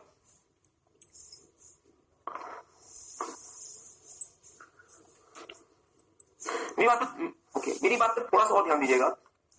यहां तक आपको बात समझ आ गई? ओके, इसको हम थोड़ा सा आगे एक्सटेंड करते हैं। अब मेरी बात पर थोड़ा सा ध्यान दीजिएगा। आपने यहां पे हमें बताया कि सर जी एक नया पेज शुरू करते हैं। आपने बताया कि सर जी एक हमारा लैपटॉप होता है, उस लैपटॉप से भी हमें बहुत सारा कुछ परफॉर्म करना होता है, और लेट्स से एक हमारा एसी है जो कि अकॉर्डिंगली क्या करता है, कूलिंग को कम कर देता है, कूलिंग को बढ़ा देता है। तो इस लैपटॉप में भी हम क्या यूज कर रहे हैं, सीपीयू, और इस एसी में भी हम क्या यूज कर रहे हैं, सीपीयू। लैपटॉप में जो हम सीपीयू यूज कर रहे हैं उसमें लार्ज नंबर ऑफ इंस्ट्रक्शंस हैं, क्योंकि सर जी बहुत सारा कुछ आपको परफॉर्म करना है। ये इंस्ट्रक्शंस आपकी वेरिएबल लेंथ है, अलग अलग चीजों के लिए अलग अलग इंस्ट्रक्शंस, और चूंकि आपको बहुत सारा कुछ करना है इसलिए ये इंस्ट्रक्शंस जनरली कॉम्प्लेक्स नेचर की होती है। कॉम्प्लेक्स नेचर का मतलब होता है कि जहां पे आप बहुत सारी चीजों को एक ही इंस्ट्रक्शन सेट में परफॉर्म कर दिया करते हैं। एनी हाउ उस वाले डिटेल में नहीं जाते, थोड़ा सा मेरी बात पर ध्यान दीजिएगा। मेरा आपसे सवाल यह है कि जो हमारे सीपीयू को कंप्यूटर में काम करना है, क्या उतना ही काम हमारे एसी वाले सीपीयू को भी करना है, या उसे इसके मुकाबले कम काम करना है? सोच के बताइएगा। फिर से मैं बोलता हूं, हाँ मैं एक बार दोबारा से सब कुछ आपको फिर से समझा दूंगा, बट आप लोग मेरे साथ साथ थोड़ा सा आपको इंटरेक्ट करना पड़ेगा। मैं खुद मानता हूं कि बहुत सारे आपके जो ऑथर्स हैं वो इस पार्ट को कवर ही नहीं करते, फिर कवर करते तो बहुत हल्का सा कवर करते हैं। पर चूंकि डियर अब एमसीक्यू आ गया और एमसीक्यू में इंस्टीट्यूट बहुत ज्यादा डीप में जाके क्वेश्चन पूछ रहा है, और इसलिए हमारे लिए भी मजबूरी है कि हम आपको इसको समझाएं, और आपको भी हमारे साथ इंटरेक्ट करना पड़ेगा ताकि आपको बातें अच्छे से समझ आ सके। हमने आपको क्या बताया कि हमारे जो सीपीयू, हमारा जो लैपटॉप है, इसमें जो सीपीयू है उस सीपीयू को बहुत कुछ परफॉर्म करना पड़ता है। जैसे आप खुद देखें ना, आप एट द सेम टाइम आप फोटोशॉप भी चला सकते हैं, आप इंटरनेट भी यूज कर सकते हैं, और आप गाने भी सुन सकते हैं। एग्री करते हैं? तो सर ये इतना कुछ परफॉर्म करना है सीपीयू को, इसलिए सीपीयू को बहुत सारे इंस्ट्रक्शन सेट्स चाहिए, मतलब लार्ज नंबर। दूसरा, अलग अलग चीजों को या अलग अलग टास्क को एग्जीक्यूट करने के लिए हमें अलग अलग प्रकार के इंस्ट्रक्शन सेट्स चाहिए। मींस वेरिएबल नेचर के, और इंस्ट्रक्शन सेट्स कैसे होंगे, कॉम्प्लेक्स नेचर के, क्योंकि इसमें बहुत सारी चीजें एक साथ परफॉर्म होंगी। मेरा तो सवाल आपसे ये था कि हमारे लैपटॉप के सीपीयू को ज्यादा काम करना है या हमारे एसी वाले सीपीयू को ज्यादा काम करना है? हमारे लैपटॉप के सीपीयू को ज्यादा काम करना है, क्योंकि एसी वाले सीपीयू को तो दो चार ही गिने चुने फंक्शन परफॉर्म करना, जैसे जैसे जैसे सेंसर्स को ऑपरेट करना, सेंसर से डेटा लेकर आना, और उस डेटा के हिसाब से कूलिंग को बढ़ा देना, कूलिंग को कम कर देना। एग्री करते हैं?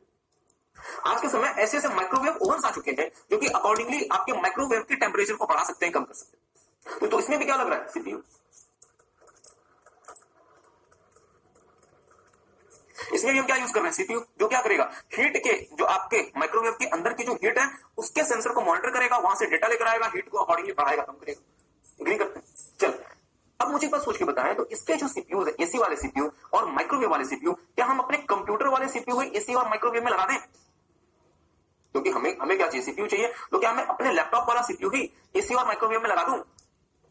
ओके, आप लोगों ने कहा नहीं, आई होप वीडियो वाले बच्चों ने भी कहा नहीं, बट मेरा आपसे सवाल है क्यों, मैं क्यों नहीं ऐसा करूं? मैं अपने कंप्यूटर वाला सीपीयू अपने एसी और माइक्रोवेव में क्यों नहीं लगा दूं? रीजन क्या है? What is the reason?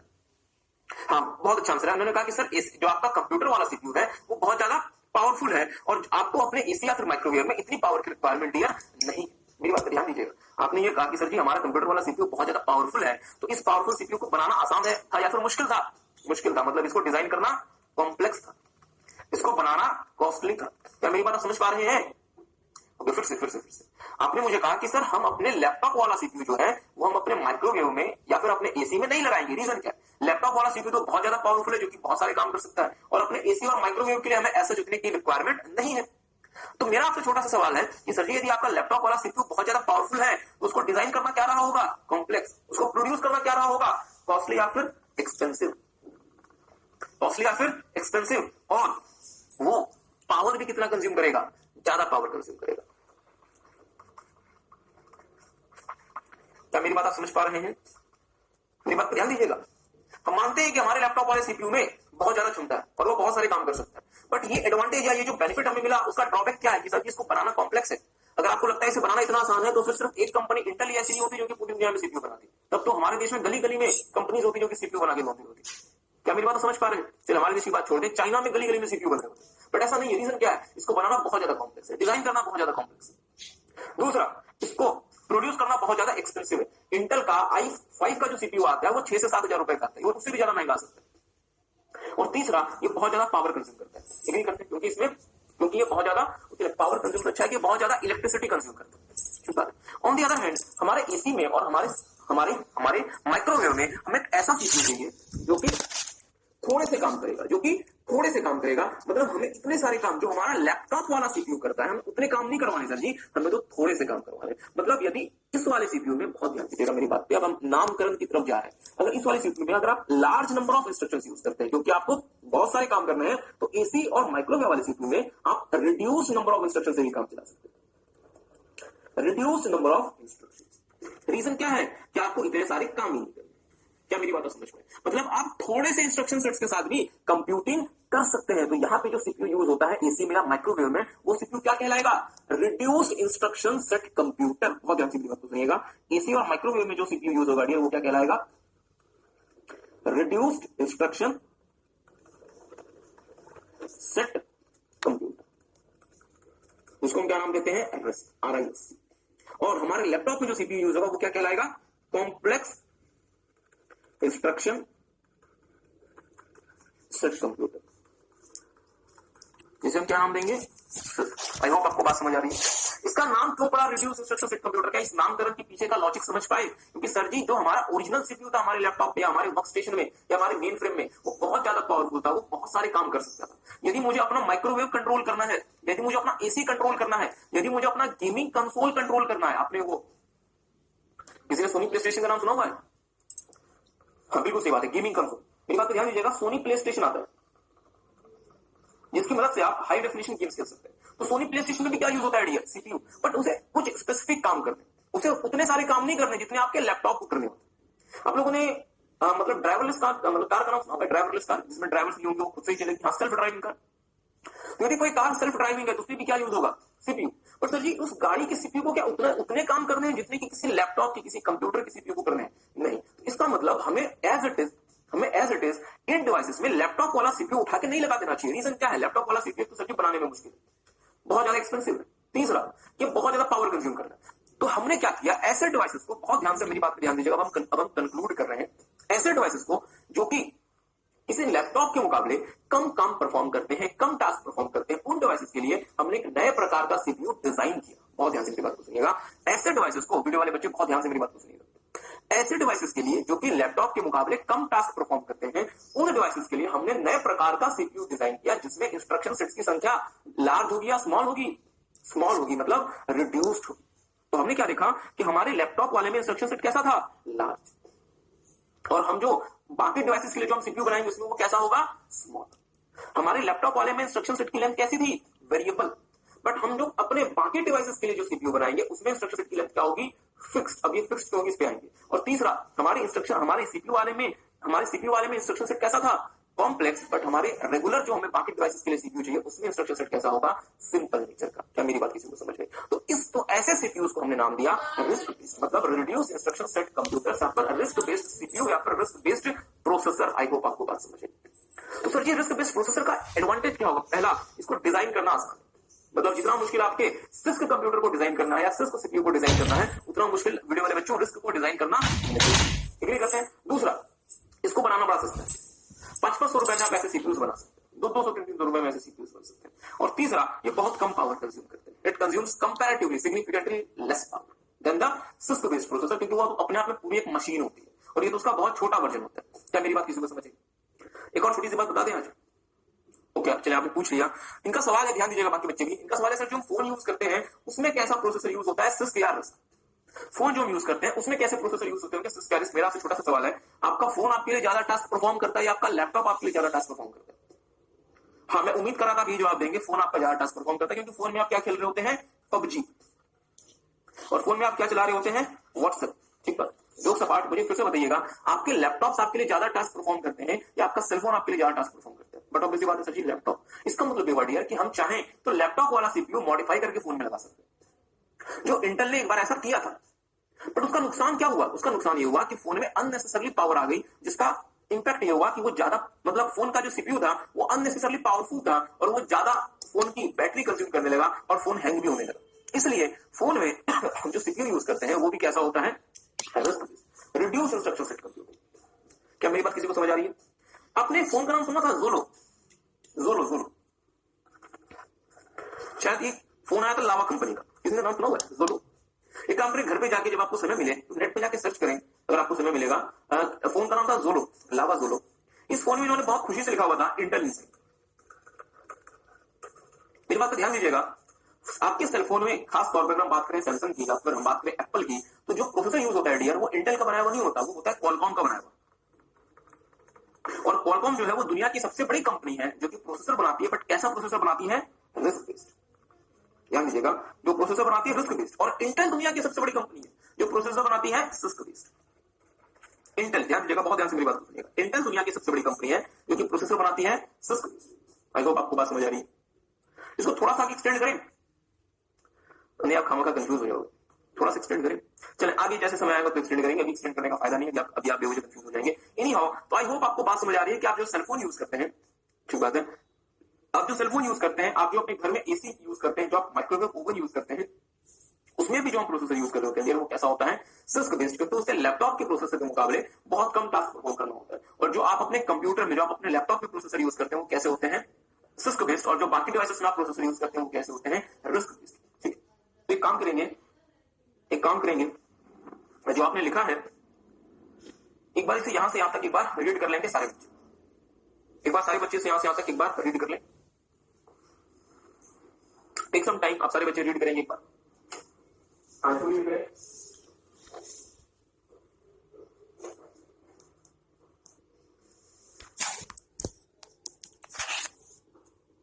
देखेंगे, CISC based processors are difficult to design and expensive to produce. CISC based processors needs more time compared to RISC based processor due to its lengthy set of instructions. मतलब CISC based processors में ज्यादा समय लगता है किसी भी चीज को प्रोसेस करने में compared to the RISC based processor, क्योंकि इसके इंस्ट्रक्शन सेट्स बहुत ज्यादा लेंथी होते हैं। और most of the personal computers uses six based processor like Intel i3, i5, i7 etcetera. तो जैसे हमने आपको बताया कि आपका जो पीसी होता है वो कौन सा प्रोसेसर यूज करता है, सिस्क बेस्ड, और आपका जो फोन होता है वो कौन सा प्रोसेसर यूज करता है, रिस्क बेस्ड। और सिस्क को चलाने में ज्यादा समय लगता है, पावर ज्यादा कंज्यूम होता है। तो आपने कभी ये ट्राई किया है कि आपका फोन और आपका कंप्यूटर दोनों स्टैंड बाय मोड में, आप दोनों को ऑन करेंगे तो फोन को आपने जैसे उसका पावर बटन दबाया, फोन ऑपरेशन मोड में आ जाता है, बट कंप्यूटर को ऑपरेशन मोड में आने में समय लगता है, क्योंकि सिस्क बेस्ड प्रोसेसर को फुली ऑपरेशन होने में डियर टाइम लगता है। Are you guys getting?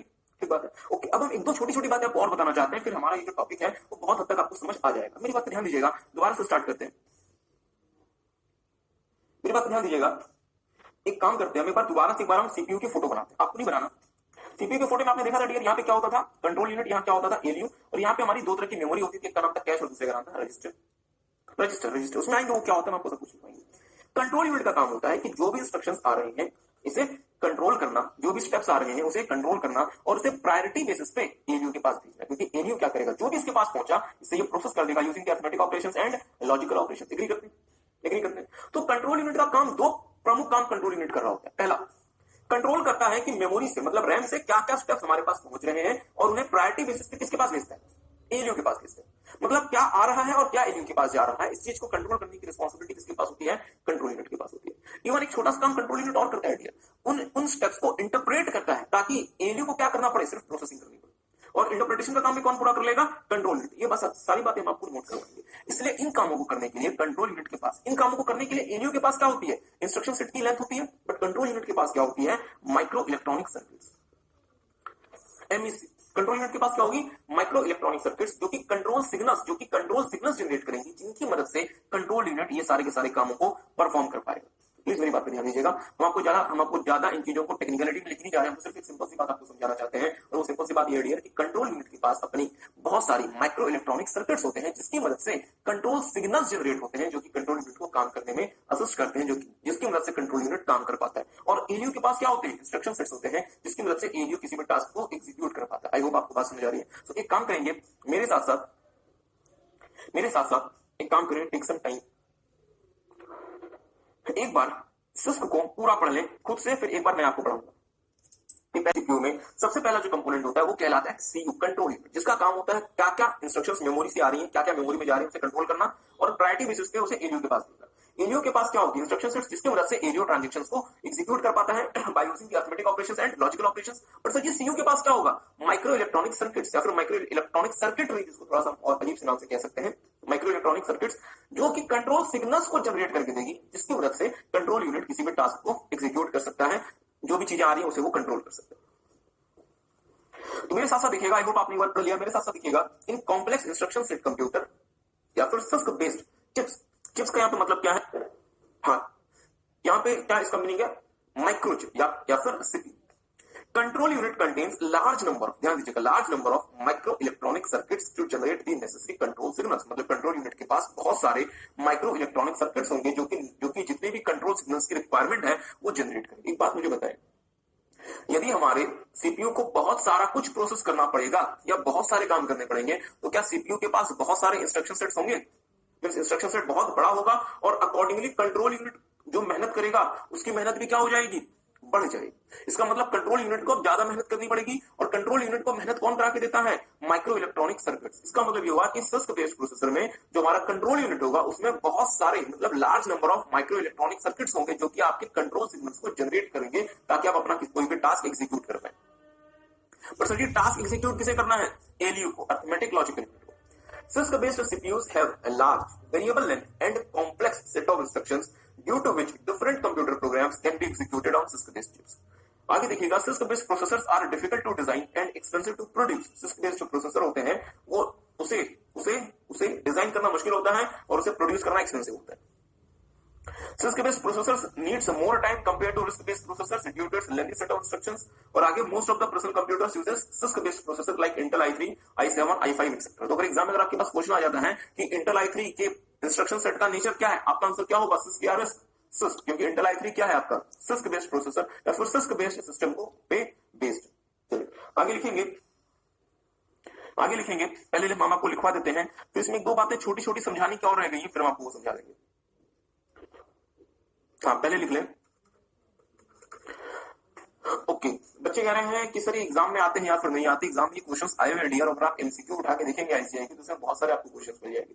और एमसीक्यू आने की वजह से ये चीजें जो कि एक तरह से पीछे छूट गई थी, ये चीजें भी मतलब उठकर बिल्कुल मतलब फ्रंट में आ गई है, क्योंकि इंस्टीट्यूट एमसीक्यू में क्या पूछ लेगा नोबडी नोस। तो आगे लिखेंगे, रिड्यूस्ड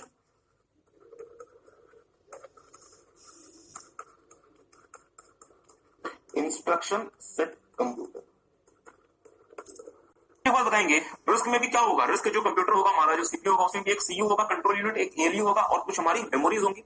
बट इसमें जो सीयू होगा उसको large number of micro electronic circuits चाहिए डियर, या स्मॉल नंबर से भी काम चल जाएगा? स्मॉल नंबर से भी काम चल जाएगा, क्योंकि इसका जो एलयू है उसको बहुत कुछ प्रोसेस नहीं करना, उसको लिमिटेड या फिर reduce number of task perform करने हैं। इसलिए सीयू में small number of micro electronic circuit से काम चल जाएगा, क्योंकि आपको बहुत ज्यादा कंट्रोल सिग्नल्स नहीं चाहिए। ठीक बात है, तो इसी को लिखना शुरू करेंगे। एक तो मेन तो ये नहीं बहुत महत्वपूर्ण है।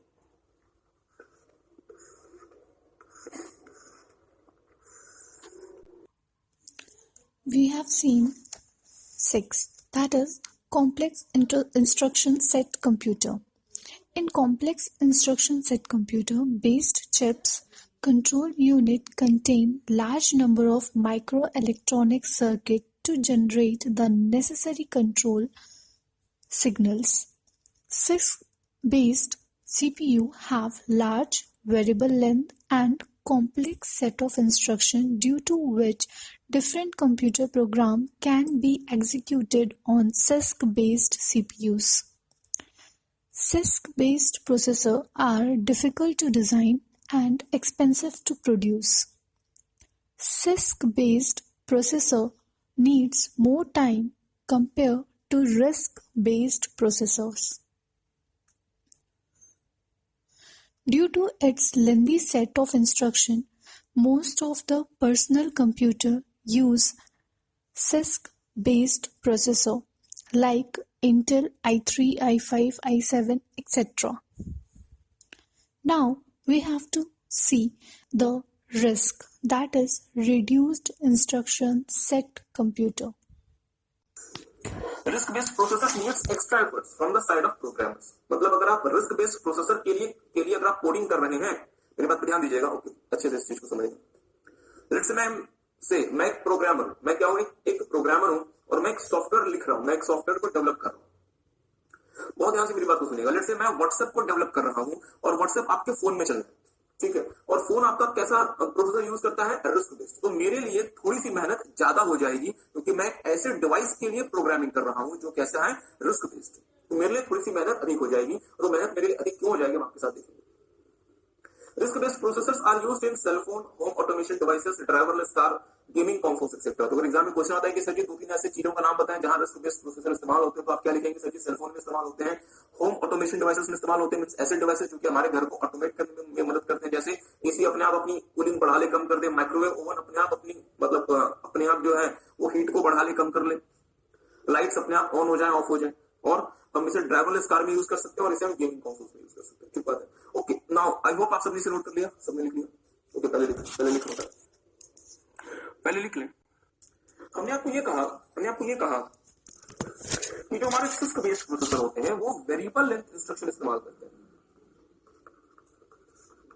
बट जो हमारे रिस्क बेस्ड प्रोसेसर होते हैं वो फिक्स लेंथ, फिक्स्ड या फिर यूनिफॉर्म लेंथ इंस्ट्रक्शन इस्तेमाल करते हैं।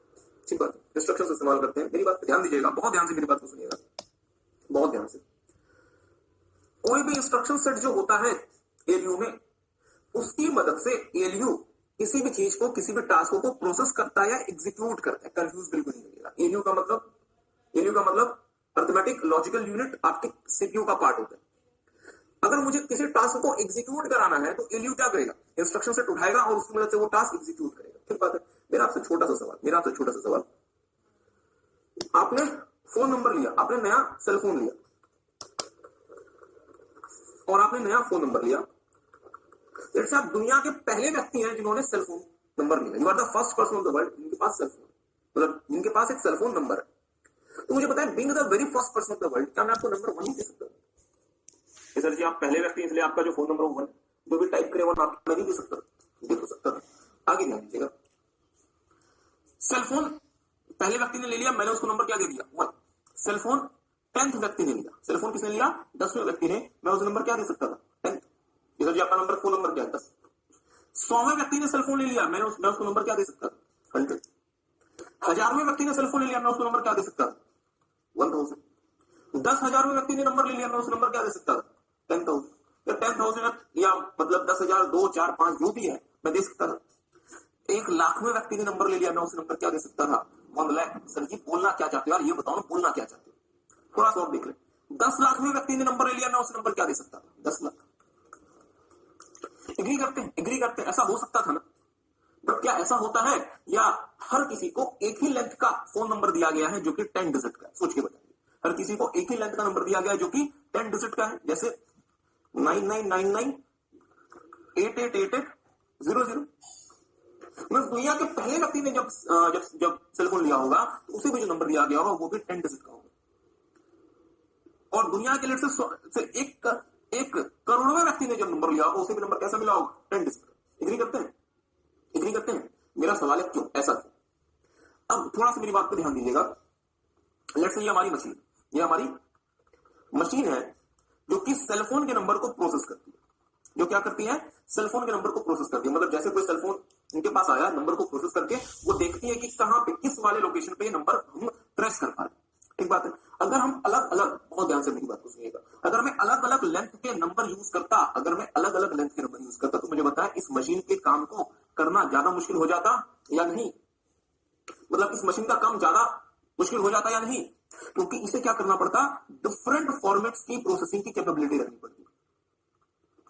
डिफरेंट फॉर्मेट या फिर डिफरेंट की जगह हम कह सकते हैं कि सर जी से मल्टीपल फॉर्मेट प्रोसेसिंग कैपेबिलिटी इसके पास नहीं थी। मल्टीपल फॉर्मेट प्रोसेसिंग कैपेबिलिटी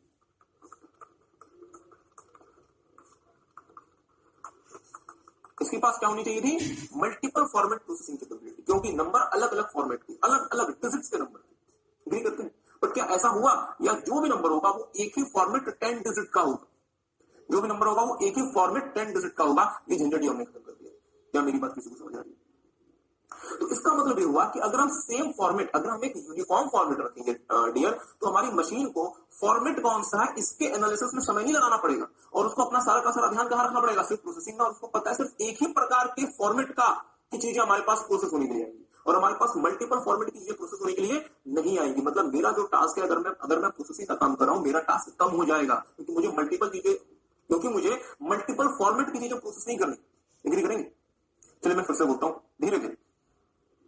अगर लेट्स से फोन नंबर दुनिया में सिर्फ और सिर्फ 10 डिजिट्स के होंगे, तो यदि कोई मशीन है जो कि फोन नंबर की प्रोसेसिंग करती है, तो उस मशीन को अपना सारा का सारा समय कहां लगाना है, नंबर की प्रोसेसिंग में, न कि फॉर्मेट को चेक करने में। क्योंकि जो भी नंबर उसके पास प्रोसेस होने के लिए आएगा वो किस फॉर्मेट में होगा, 10 डिजिट्स में होगा। एग्री करते हैं? बट लेट्स से यदि फोन नंबर अलग अलग डिजिट के फॉर्मेट के होते, कोई 1 डिजिट का भी हो सकता है, कोई 12 डिजिट का है, कोई 3 डिजिट का है, तो सबसे पहले मशीन को समय कहां लगाना पड़ेगा, उस फॉर्मेट को समझने में समय लगाना पड़ेगा। प्रोसेसिंग तो बात की बात है। आई होप आपको बात समझ आई। एग्जाम्पल चेंज करते हैं। आप सब बच्चे डेबिट कार्ड यूज करते हैं। डेबिट कार्ड में जब आप यूज करते हैं, आपको एक डेबिट कार्ड मिला होगा। इस डेबिट कार्ड में डेबिट कार्ड नंबर लिखा रहता है। ठीक बात है। और इस डेबिट कार्ड का आपको पिन मिला होगा। ठीक बात है। डेबिट कार्ड नंबर जो जनरली होता है वो होता है 16 डिजिट का, और पिन जो होती है जनरली वो होती है 4 डिजिट की। मेरा आपसे सवाल, जिस व्यक्ति को दुनिया में पहला डेबिट कार्ड मिला होगा उसको क्या ये डेबिट कार्ड नंबर 1, उसको क्या ये 1 या फिर सिंगल डिजिट का नहीं मिल सकता था? मिल सकता था, और ये जो पिन है वो भी मिल सकती थी। बट क्या ऐसा हुआ? या फिर हर किसी को जो डेबिट कार्ड है वो 16 डिजिट का ही मिलेगा और जो पिन वो 4 डिजिट की मिलेगी? हर किसी को जो आपका डेबिट कार्ड मिलेगा वो 16 डिजिट का होगा और पिन आपकी 4 ही डिजिट की होगी। रीजन क्या है? हम क्या मेंटेन करना चाहते हैं? फिक्स लेंथ हम मेंटेन करना चाहते हैं, ताकि आपके एटीएम को जैसे आप अपने डेबिट कार्ड को इस एटीएम में इंसर्ट करेंगे, आपके एटीएम को किसमें समय नहीं लगाना? फॉर्मेट की प्रोसेसिंग में समय नहीं लगाना, क्योंकि उसको पता है कि हमारे पास सिर्फ एक प्रकार का फॉर्मेट ही हम यूज करते हैं, एक ही प्रकार के फॉर्मेट के कार्ड हमारे पास आएंगे, और आपके एटीएम को सिर्फ और सिर्फ अपना समय लगाना है इस कार्ड की प्रोसेसिंग में। अगर ऐसे मल्टीपल फॉर्मेट के कार्ड इंसर्ट हो सकते थे तो फिर एटीएम में आपकी पहले तो ये क्षमता होनी चाहिए थी कि मल्टीपल फॉर्मेट को रिकॉग्नाइज करे, मल्टीपल फॉर्मेट के लिए अलग अलग तरीके से प्रोसेसिंग करे। तो क्या एटीएम के लिए परेशानी बढ़ गई? एटीएम के लिए परेशानी बढ़ गई। क्या मेरी बात आप समझ पाए? आई होप आपको बात समझ आई होगी। तो मेरी बात पे ध्यान दीजिएगा डियर, जो रिस्क बेस्ड हमारे प्रोसेसर होते हैं वो कैसा इंस्ट्रक्शन सेट यूज करते हैं जो कि फिक्स या फिर यूनिफॉर्म लेंथ की होती है। इसका एडवांटेज क्या होता है? इसका एडवांटेज होता है कि मेरे प्रोसेसर पे ज्यादा लोड नहीं पड़ता, क्योंकि प्रोसेसर को पता है कि हमें हमेशा एक ही प्रकार का इंस्ट्रक्शन सेट मिलेगा एक ही फॉर्मेट में, और मैं उसे क्या करता जाऊंगा? प्रोसेस करता जाऊंगा। क्या मेरी बात किसी को समझ आ रही है? मैं उसे क्या करता जाऊंगा? प्रोसेस करता जाऊंगा। बट सिस्क में हमारे पास अलग अलग लेंथ के इंस्ट्रक्शन सेट्स इस्तेमाल हो सकते हैं। इसकी वजह से सिस्क प्रोसेसर पे लोड बढ़ गया। पहले तो उसे अलग अलग लेंथ समझना पड़ेगा और उसके बाद उस लेंथ के हिसाब से उसे प्रोसेसिंग करनी पड़ेगी। क्या मेरी बात किसी को समझ आ रही है? Are you guys getting? पर सर जी हमने एक बात आपको और बोली थी, हमने कहा था कि रिस्क बेस्ड प्रोसेसर में जो आप यूनिफॉर्म लेंथ यूज करते हैं इसका खामियाजा किसको भुगतना पड़ता है? प्रोग्रामर्स को। मतलब रिस्क बेस्ड प्रोसेसर के लिए प्रोग्रामिंग डिफिकल्ट है और सिस्क बेस्ड प्रोसेसर के लिए प्रोग्रामिंग इजी है। उसका रीजन क्या हम आपके साथ डिस्कस करते हैं। वाई मतलब ऐसा क्यों होता है हम आपके साथ डिस्कस करते हैं। मेरी बात पर ध्यान दीजिएगा, थोड़ा सा मेरी बात पर ध्यान दीजिएगा। लेट्स से मैं programmer, I am a programmer,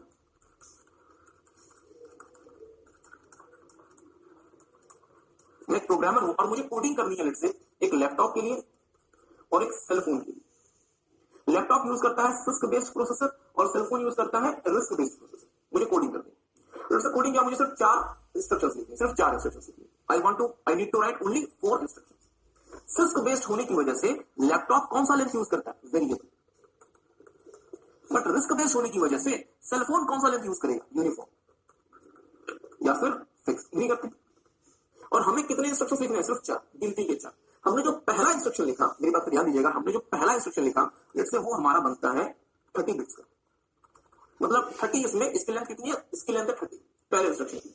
दूसरा हमने इंस्ट्रक्शन लिखा, इसकी लेंथ बनती है 40। हमने जो तीसरा इंस्ट्रक्शन लिखा इसकी लेंथ बनती है 42, और हमने जो चौथा इंस्ट्रक्शन लिखा इसकी लेंथ बनती है 18। क्या मेरी बात समझ पा रहे हैं? मतलब इसकी लेंथ कितनी बनती है? 18। पहले वाले की लेंथ बनी 30, दूसरे की 14, तीसरे की 42 और चौथे की 18। ठीक है। अगर मैं इसे लैपटॉप के लिए लिखता हूं, लैपटॉप के लिए जो सिस्क बेस्ड प्रोसेसर यूज करता है, तो मैं पहले इंस्ट्रक्शन में 30 बिट्स लगा सकता हूं, दूसरे में 14 लगा सकता हूं, तीसरे में 42 लगा सकता हूं और चौथे में 18 लगा सकता हूं। मुझे कोई परेशानी नहीं है, क्योंकि अलग अलग इंस्ट्रक्शंस अलग अलग लेंथ के हो सकते हैं। बहुत अच्छे, अलग अलग इंस्ट्रक्शंस अलग अलग लेंथ के हो सकते हैं, कोई परेशानी नहीं। आई होप आपको बात समझ आ रही है। एग्री करते हैं? पर सर जी परेशानी कहां आएगी? रिस्क में, यूनिफॉर्म में। लेट्स से यूनिफॉर्म आपने जो लेंथ फिक्स करके रखा हुआ है वो है 16 बिट्स का। मतलब कोई भी इंस्ट्रक्शन कितने से बड़ा नहीं हो सकता? 16 से बड़ा नहीं हो सकता। क्या मेरी बात किसी को समझ आ रही है? प्लीज ध्यान दीजिएगा। आपने परेशानी कहां नहीं देखनी? सिस्टम में, क्योंकि यहाँ पे तो किसी भी लेंथ के इंस्ट्रक्शंस आप लगा सकते हैं, कोई फर्क नहीं पड़ता। परेशानी कहां होगी? रिस्क में, जहां पे आपने लेंथ फिक्स कर दिया और आपने क्या लेंथ फिक्स कर दी? 16 बिट की। इसलिए कोई भी जो इंस्ट्रक्शन आएगी वो 16 बिट से ज्यादा की नहीं हो सकती। ठीक बात। हाँ, 16 से ज्यादा 32 बिट फिक्स कर सकते हैं आप, 64 बिट फिक्स कर सकते हैं। अभी तक एग्जांपल दिया। ठीक बात है। तो मेरी बात ध्यान दीजिएगा, मुझे एक ऐसे डिवाइस के लिए कोडिंग करनी है जहां पे इंस्ट्रक्शन सेट की लेंथ फिक्स्ड है और वो लेंथ क्या है? 16 बिट की। मैंने पहला इंस्ट्रक्शन लिखा और मुझे क्या पता चला कि सर जी कितना बड़ा बन गया? 30 बिट्स की। तो मैं पहला इंस्ट्रक्शन क्या करूंगा डियर? 2 पार्ट्स में डिवाइड करूंगा। पहला पार्ट 16 बिट का होगा और दूसरा पार्ट 14 बिट का होगा। बट 14 बिट की वजह से 2 स्पेस खाली रह जाएंगी, क्योंकि आपने स्पेस क्या फिक्स किया हुआ है? 16। तो मुझे अननेसेसरली इसको 2 बिट बढ़ाना पड़ेगा। क्या मेरी बात किसी को समझ आ रही है? चलिए फिर से मैं बता देता हूं। मुझे बताएं, क्या सिस्क वाला पोर्शन क्लियर है आपको? सिस्क वाली बात आपको समझ आई, जहां पे वेरिएबल लेंथ यूज करते हैं। तो अगर हम वेरिएबल लेंथ यूज करते हैं तो वेरिएबल लेंथ को यूज करने की वजह से हम किसी भी लेंथ के इंस्ट्रक्शंस को लिख सकते हैं, कोई परेशानी नहीं। एग्री करते हैं? परेशानी कहां होगी? रिस्क वाले, जहां पे हम फिक्स लेंथ इंस्ट्रक्शंस यूज करते हैं। और फिक्स लेंथ इंस्ट्रक्शन यूज करने के चक्कर में हमारा नुकसान क्या हो जाता है कि हमें उसी हिसाब से काम करना पड़ता है जितना आपने इंस्ट्रक्शन लेंथ फिक्स किया हुआ। जैसे हम रिस्क के लिए प्रोसेसिंग कर रहे हैं, जिसकी लेंथ फिक्स क्या है 16 बिट की। सर जी इस रिस्क प्रोसेसर में 16 बिट से बड़ी इंस्ट्रक्शन प्रोसेस नहीं हो सकती। एक बात है, हमारी पहली इंस्ट्रक्शन कितने बिट की बन गई 30 बिट से, आपको इसकी लेंथ कितनी है 30। तो पहला तो हमारा 16 बिट का निकल गया, दूसरा हमारा कितना बनेगा 14 बिट का। तो सर जी वो एक्सेप्ट कौन सा करेगा 16 बिट का, क्योंकि उसको एक्सेप्ट क्या करना है 16, ना तो 16 से ज्यादा ना ही 16 से कम। तो मुझे मजबूरी में 2 बिट एक्स्ट्रा लगानी पड़ेगी, अननेसेसरली मुझे 2 बिट एक्स्ट्रा लगानी पड़ेगी। इसका मतलब मेरे अननेसेसरी मेरे प्रोसेसर को 2 बिट एक्स्ट्रा मुझे भेजनी पड़ेगी। हाँ ये बेसिकली हमारी क्या होती है डमी बिट्स होती है, फॉल्स बिट्स होती है, बट मुझे इंसर्ट तो करनी पड़ेगी, क्योंकि सर अदरवाइज तो एक्सेप्ट ही नहीं करेगा। क्या मेरी बात किसी को समझ आई? जैसे फॉर एग्जांपल जब पहला एटीएम पिन किसी को दिया गया था तो उस पिन का नंबर 1 नहीं था, क्या था 0001, मतलब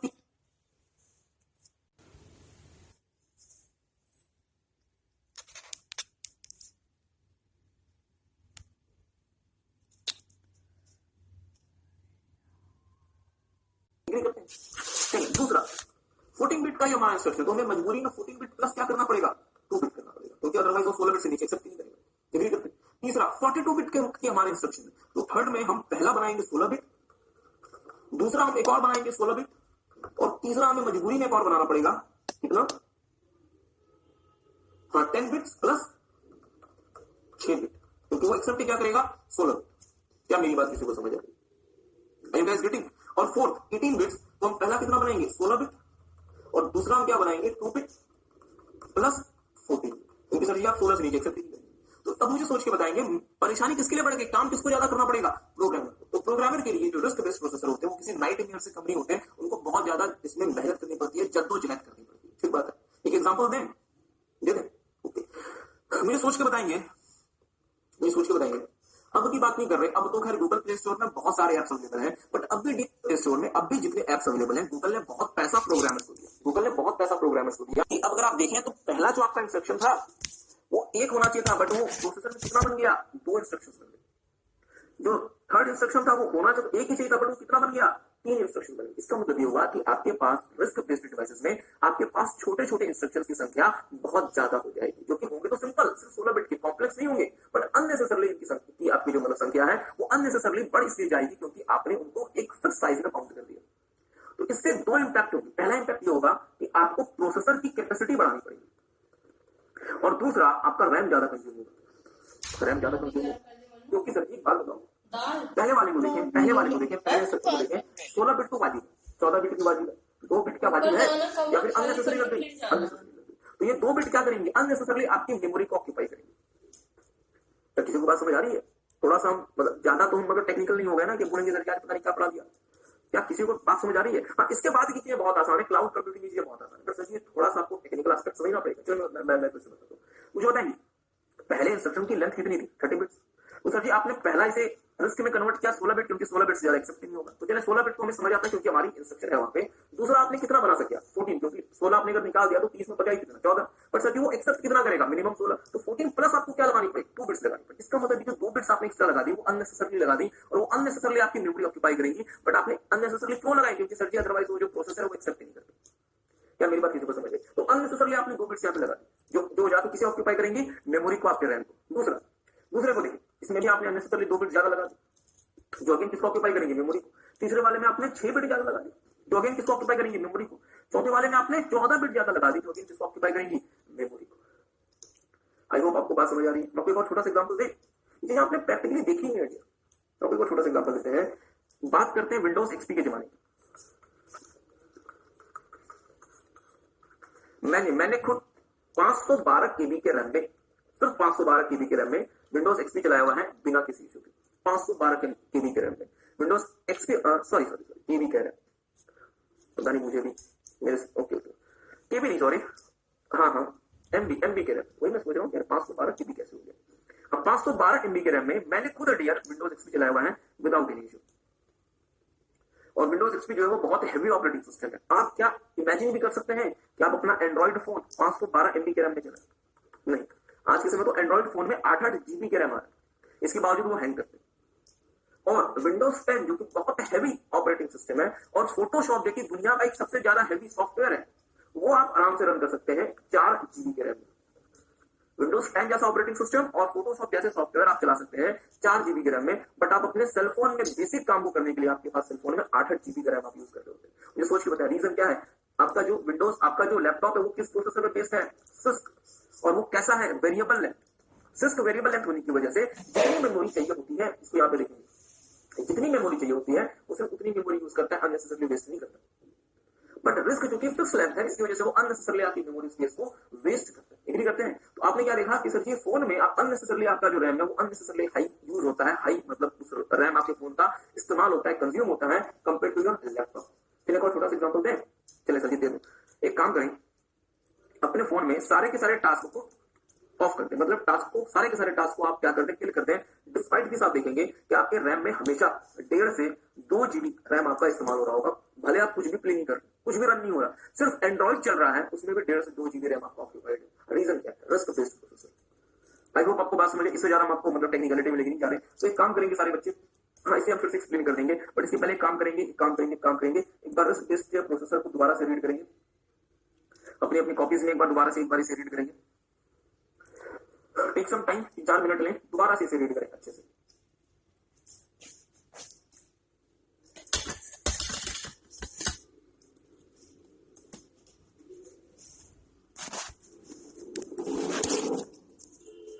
सारे बच्चे रीड करेंगे। Phone we are moving further.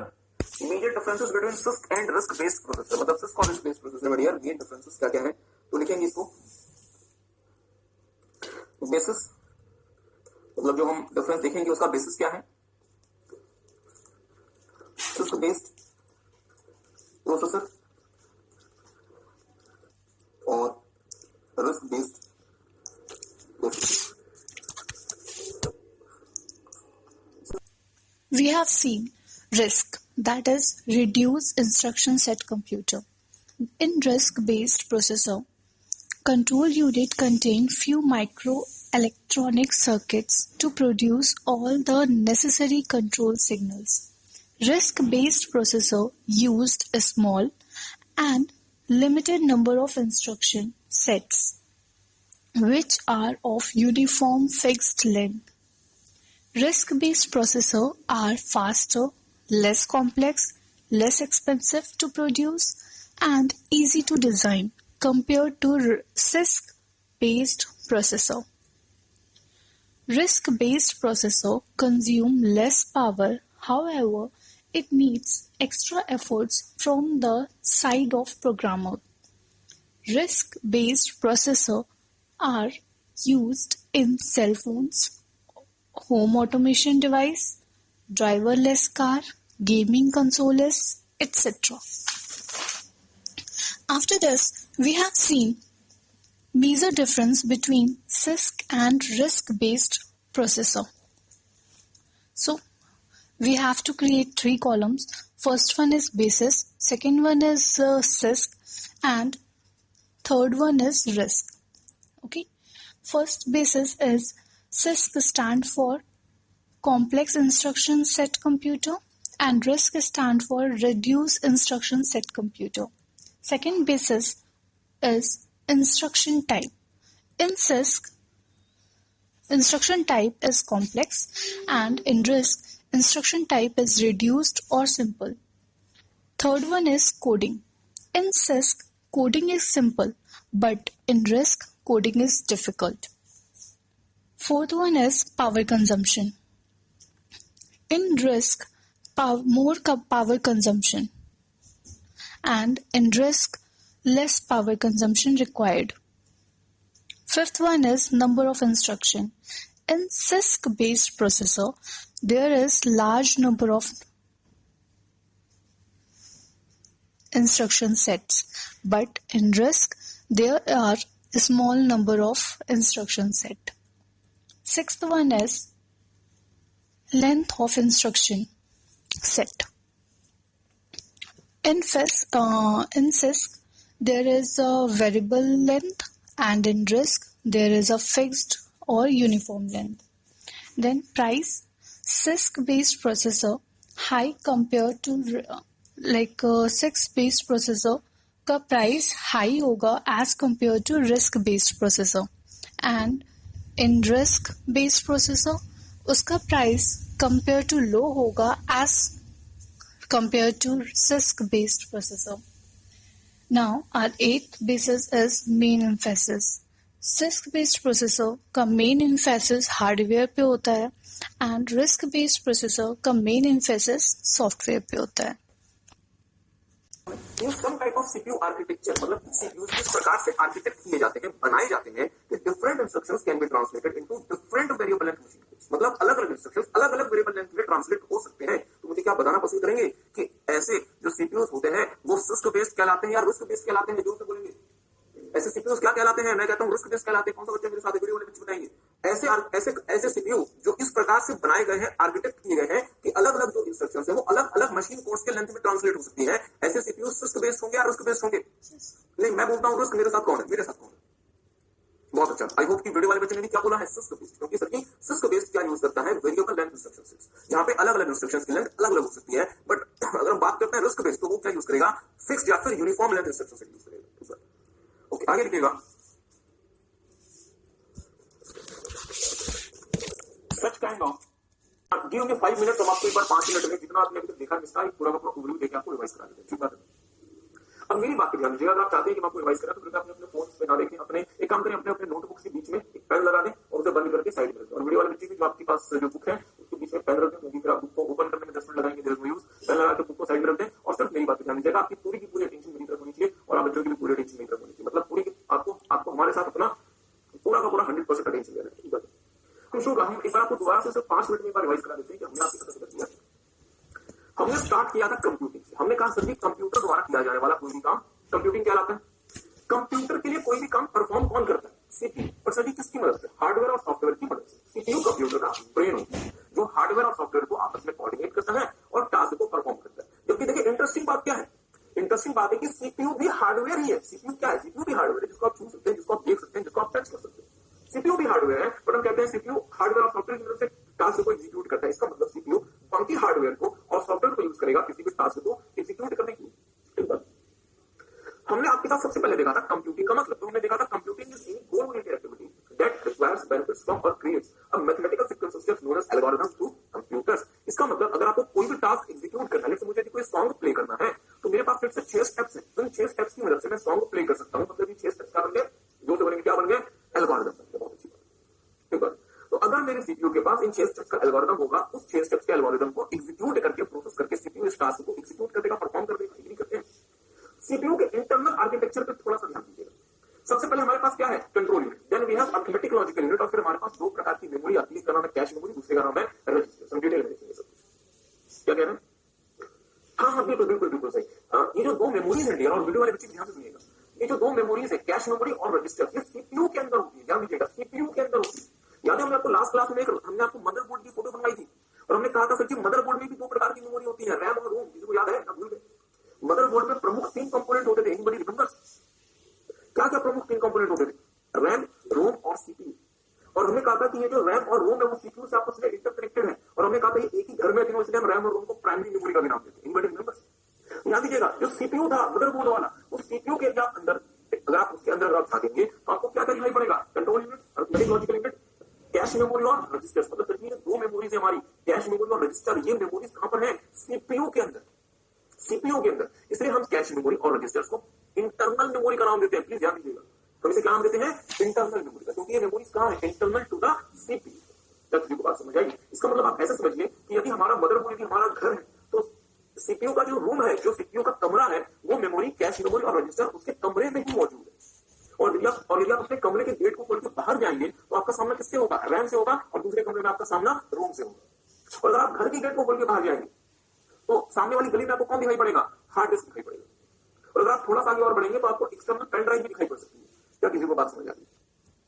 आपको बात समझ आई? हाँ, तो हमारा जो रैम और रोम बना दिया वो क्या करा? Primary memory. इन सबकी जो आपको लिखाई आपको क्लियर नोट नहीं करना। और हमारा जो कैश बना और हमारा जो रजिस्टर बना वो क्या बना दिया? Internal memory. Internal memory. और हमारा जो हार्ड डिस्क बना ये क्या बना? Secondary memory. जो हम सीडी डीवीडी ड्राइव लगाते हैं या जो सीडी या फिर डीवीडी लगाते हैं वो क्या बनी? Secondary memory. जो हम पेन ड्राइव इंसर्ट करते हैं वो क्या बनी? Secondary memory.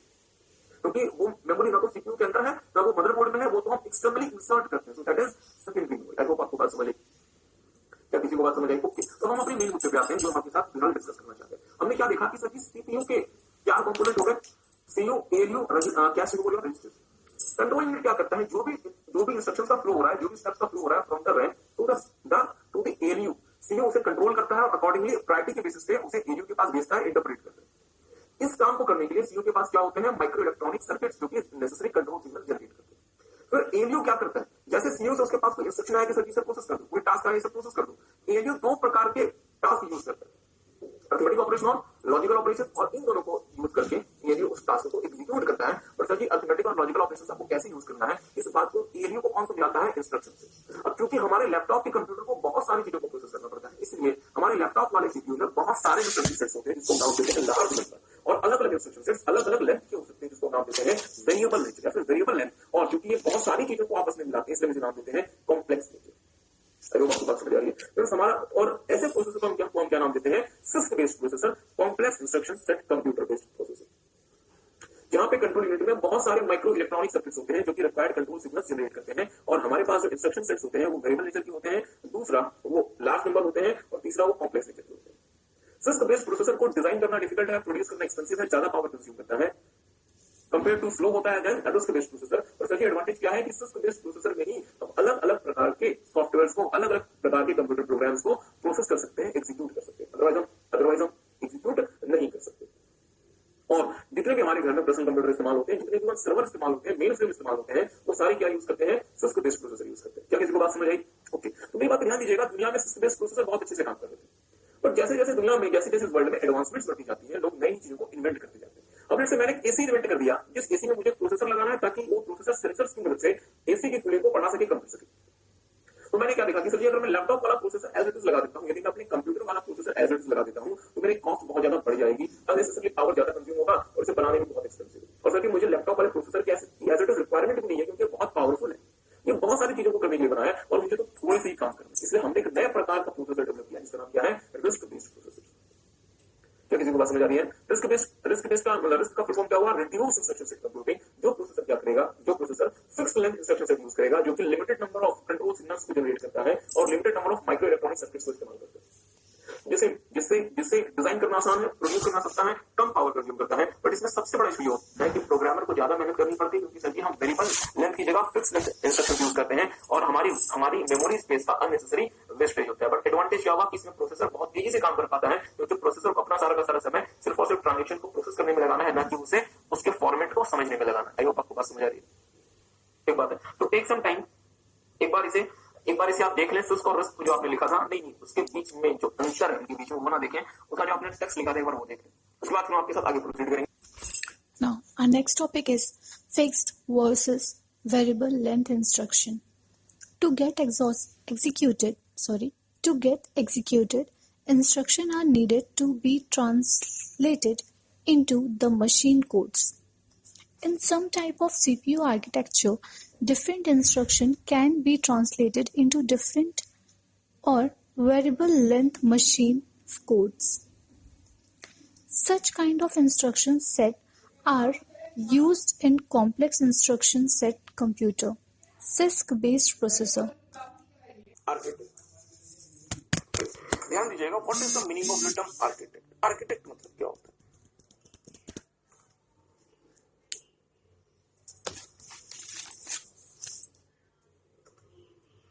ध्यान दीजिएगा मेरी बात पे, आर्किटेक्ट क्या होता है? लेट्स से कि मुझे कोई घर बनवाना है, I want to have the construction of some house. क्या मैं अपनी मर्जी से जहां भी जाके ईंट लगा दूं? नहीं, मैं ऐसा नहीं कर सकता। तो मैं एक व्यक्ति के पास जाता हूं जो क्या कहलाता है, आर्किटेक्ट।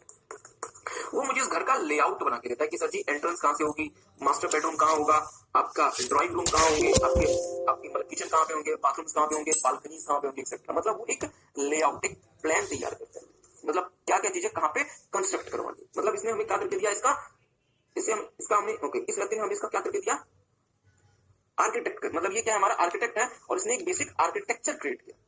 अब इसके आर्किटेक्चर के हिसाब से, इसके प्लान के हिसाब से अब हम इंजीनियर्स को बुलाएंगे, और वो इंजीनियर्स क्या करेंगे, इस घर को अकॉर्डिंगली कंस्ट्रक्ट कर देंगे। क्या मेरी बात किसी को समझ आई? इंजीनियर्स क्या करेंगे, घर को कंस्ट्रक्ट कर देंगे। इसी तरह तो हम ये कहना चाहते हैं डियर कि हम सिंपली ये कहना चाहते हैं कि आर्किटेक्चर का मतलब होता है किसी चीज को का लेआउट बनाना, उसका डिजाइन बनाना, कि कौन सी चीज हम कहां लगाएंगे। जैसे फॉर एग्जांपल अगर आप अपना फोन देखते हैं, तो फोन में साइड में क्या होता है, वॉल्यूम बटन। इस साइड में क्या हो सकता है, पावर बटन। फोन के ऊपर यहाँ पे क्या हो सकता है, चार्जर, यहाँ पे क्या हो सकता है, हेडफोन जैक एक्सेट्रा। फोन के यहाँ पे क्या होगा, होम स्क्रीन का बटन। तो सर ये फोन में कहाँ पे क्या चीज आएगी, बैटरी कहाँ पे लगेगी, कहाँ पे फोन का रैम लगेगा, कहाँ पे फोन का फ्लैश मेमोरी लगेगी, उसको कहाँ कहाँ हम स्टैब्लिश करेंगे, वो जो लेआउट होती है वो उसकी क्या कहलाती है, उसका आर्किटेक्ट मतलब उसका आर्किटेक्चर कहलाती है। और इसको कौन क्रिएट करेगा, जो भी व्यक्ति फोन का जो भी व्यक्ति फोन को बेसिकली क्या कर सकता है, डिजाइन कर सकता है। ठीक है, तो मेरे साथ साथ देखिएगा कंप्यूटिंग आर्किटेक्चर लिखना शुरू करेंगे थोड़ा सा। नहीं, आज ये टॉपिक आपका कंप्लीट नहीं होगा, ये अगली क्लास में कंप्लीट होगा कंप्यूटिंग आर्किटेक्चर, क्योंकि बहुत बड़ा और बहुत ज्यादा इंटरेस्टिंग टॉपिक है। तो लिखना शुरू करेंगे कंप्यूटिंग आर्किटेक्चर, लिखेंगे computer architecture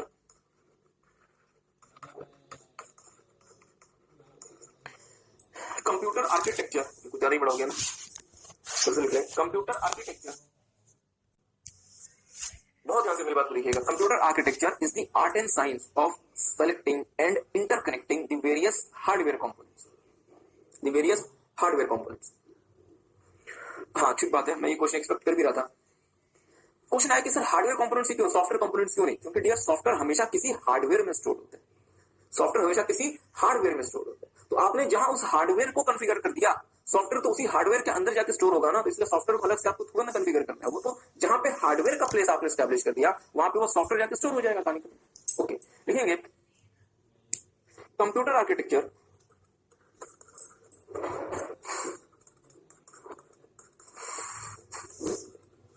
is made of three main components. Computer architecture is made of 3 main components, मतलब 3 प्रमुख चीजें आती हैं कंप्यूटर आर्किटेक्चर में। और एक काम करें, अगर आप इस तरीके से बनाना चाहते हैं तो बना लें। सबसे पहला लिख लें instruction set architecture,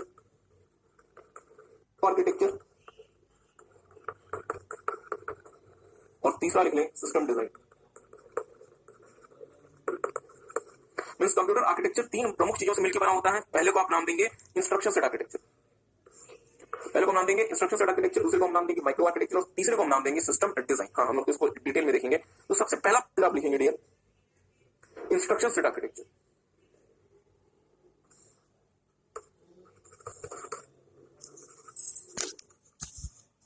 hardware portion, और जो आपका ऑपरेटिंग सिस्टम और एप्लीकेशन सॉफ्टवेयर है डियर, वो आपका सॉफ्टवेयर पोर्शन है। सबसे बड़ी परेशानी कंप्यूटर प्रोग्रामर्स के सामने क्या थी? सबसे बड़ी परेशानी थी कि ये हार्डवेयर और सॉफ्टवेयर आपस में इंटरेक्ट कैसे करेंगे, क्योंकि सॉफ्टवेयर क्या है, मशीन लैंग्वेज कोड्स, और हार्डवेयर क्या है, हार्डवेयर और सॉफ्टवेयर बहुत अलग अलग चीजें हैं। इनको हम आपस में इंटरेक्ट कैसे कराएंगे? इसको इंटरेक्ट कराने के लिए एक नया कंपोनेंट हमने ऐड किया जिसका नाम है इंस्ट्रक्शन सेट आर्किटेक्चर। और ये इंस्ट्रक्शन सेट वही है जो आपने अभी थोड़ी देर पहले पढ़ा था, रिड्यूस इंस्ट्रक्शन सेट कंप्यूटर और कॉम्प्लेक्स इंस्ट्रक्शन सेट कंप्यूटर। तो एक काम करेंगे, पहले फोटो बना लेंगे। सीपीयू आपने लिख लिया, यहां पे लिख लेंगे ISA, इसके ऊपर लिखेंगे ऑपरेटिंग सिस्टम, और सबसे ऊपर लिखेंगे एप्लीकेशन सॉफ्टवेयर। सबसे ऊपर लिखेंगे एप्लीकेशन सॉफ्टवेयर। तो हमने क्या देखा, जो इंस्ट्रक्शन सेट आर्किटेक्चर है वो क्या कर रहा है, हमारे हार्डवेयर के बीच में और हमारे सॉफ्टवेयर के बीच में एक ब्रिज बना रहा है। ये हमारा क्या है, सॉफ्टवेयर पार्ट, और ये हमारा क्या है, हार्डवेयर पार्ट, और ये हमारा क्या है, ब्रिज, जो कि हार्डवेयर और सॉफ्टवेयर को आपस में इंटरलिंक करता है, दोनों को कोऑर्डिनेट कराता है साथ में। क्या ये बात आप समझ पाए? तो जो हम आपको बार बार कहा करते थे कि कंप्यूटर में कोई भी टास्क कौन परफॉर्म करता है, CPU, by coordinating the hardware and software. अब आपको हम ये कहेंगे कि सर जी कंप्यूटर में कोई भी टास्क कौन परफॉर्म करता है, सीपीयू। बट सीपीयू जो हार्डवेयर और सॉफ्टवेयर के बीच में आपस में कोऑर्डिनेशन बनाता है, सीपीयू में वो कोऑर्डिनेशन कौन बना के देता है, instruction set architecture. Instruction set architecture ही हर कंप्यूटर के एलिमेंट को बताता है कि सर जी दूसरा एलिमेंट क्या है। सीपीयू को कैसे पता चलता है कि वो रैम, कैसे पता चलता है? क्या सीपीयू के पास उसका एड्रेस लिखा हुआ है? नहीं। सीपीयू को कैसे पता चलता है कि आपने एक पेन ड्राइव इंसर्ट कर दिया और पेन ड्राइव से आपको डेटा लेकर आना है? सीपीयू को कैसे पता चलता है कि आपको कोई फाइल पेन ड्राइव में कॉपी करनी हो है और वो पेन ड्राइव कहां पर है? मींस कंप्यूटर के अलग अलग कंपोनेंट्स का एक दूसरे के साथ इंटरेक्शन और रिलेशन कौन करा के देता है, इंस्ट्रक्शन सेट आर्किटेक्चर। क्या किसी को बात समझ आ रही है? सो टेक सम टाइम, एक बार मेरे साथ साथ देख लेंगे इंस्ट्रक्शन सेट आर्किटेक्चर क्या होता है। Instruction set architecture is related to the programming of the computer. Instruction set architecture को कब लिखा जाता है? जब कंप्यूटर की प्रोग्रामिंग हो रही होती है, जब कंप्यूटर का सोर्स कोड लिखा जा रहा होता है। And how computer understands what each element is, और कंप्यूटर को कैसे पता चलता है कि अलग अलग एलिमेंट्स क्या क्या है, सीपीयू कहां पर है, रैम कहां पर है, रोम कहां पर है, पेन ड्राइव अगर आपने इंसर्ट की तो उसको हम कैसे एक्सेस करेंगे, आपकी सेकेंडरी डिवाइस कहां पर है, अगर आपने एक्सटर्नल हार्ड डिस्क लगा दी तो वो क्या है, प्रिंटर कैसे काम करेगा, एक्सेट्रा, ये सब कुछ हमें कौन बताएगा, इंस्ट्रक्शन सेट आर्किटेक्चर। और finally this acts as a bridge between the hardware and software, ये हार्डवेयर और सॉफ्टवेयर के बीच में ब्रिज का काम करेगा। ठीक बात है, यहां तक आपने सबने नोट कर लिया। आगे लिखेंगे आपने इंस्ट्रक्शन सेट आर्किटेक्चर के बारे में एक चीज देखी कि ये प्रोग्रामिंग से डील करते हैं। मतलब इंस्ट्रक्शन सेट आर्किटेक्चर का बेसिक फोकस किस पे होता है, सॉफ्टवेयर लेवल पे, प्रोग्रामिंग लेवल पे। ठीक बात। माइक्रो आर्किटेक्चर का जो बेसिक फोकस होता है डियर, वो होता है हार्डवेयर लेवल पे, सॉफ्टवेयर लेवल पे नहीं, क्योंकि सॉफ्टवेयर लेवल को ऑलरेडी किसने कवर कर लिया, इंस्ट्रक्शन सेट आर्किटेक्चर ने। अब हार्डवेयर लेवल पे कौन कवर करेगा, माइक्रो आर्किटेक्चर। एक काम करेंगे, पहले मेरे साथ थोड़ा सा देखेंगे। इसके पहले आपने देखा instruction set architecture. Instruction set architecture computer के हर एक कंपोनेंट को समझने में मदद करता है कि सर जी बाकी कंपोनेंट क्या है। जैसे सीपीयू को पता तो होना चाहिए ना कि रैम कहां पर है, और रैम को पता होना चाहिए सीपीयू कौन है। लेट्स से सीपीयू कोई डेटा लेके रैम के पास पहुंचा तो रैम को क्या गेट खोलना पड़ेगा और सीपीयू को एंट्री देनी पड़ेगी। सीपीयू पहुंच रहा है कि सर जी, सीपीयू रैम के पास पहुंचा कि सर जी मैं ना सी ड्राइव से डेटा लेकर आ रहा हूं, गेट खोलो। रैम ने कहा मैं नहीं जानता, तुम कौन हो, आगे जाओ। अजीब सा हो जाएगा ना।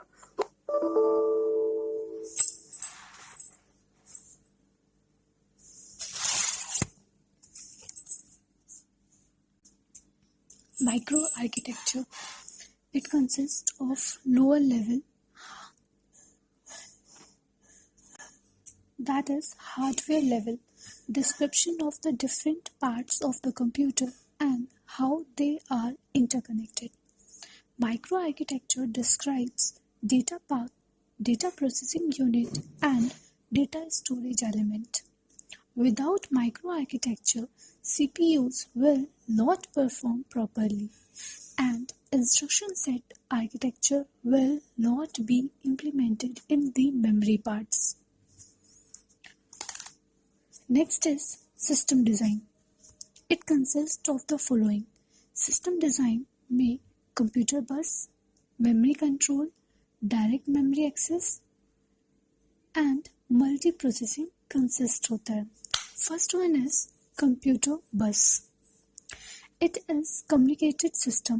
It is the communication system that transfer data between the various components inside the computer or between the computers.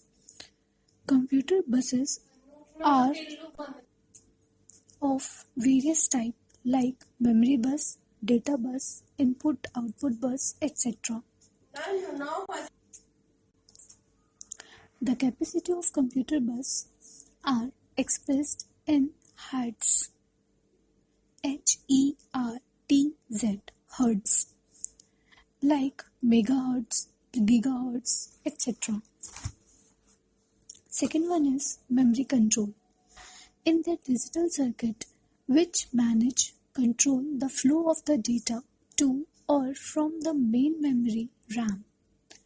It can be in the to or from the main memory RAM. Okay, it can be in the form of separate chip or integrated into another chip. Third one is direct memory access. Direct memory access is a mechanism that allows the input and output device to access the system memory independently of the central processing unit. For this, a separate chip is used known as DMA controller, that is Data Memory Access Controller. In Data Memory Access Controller mechanism, CPU offloads the memory access task by input or output device to DMA controller, which allows CPU to use its capacity more efficiently.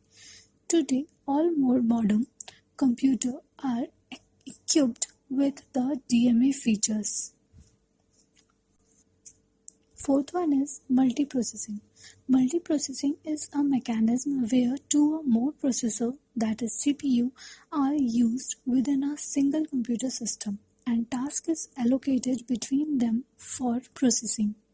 Multiprocessing is very common in modern day computing devices like laptop, smartphones, tablet computers, etc., where they use 2 or more CPUs. Such device is known as dual core, quad core, octa core devices. Note there is difference between multiprocessing and multitasking. Refer operating system.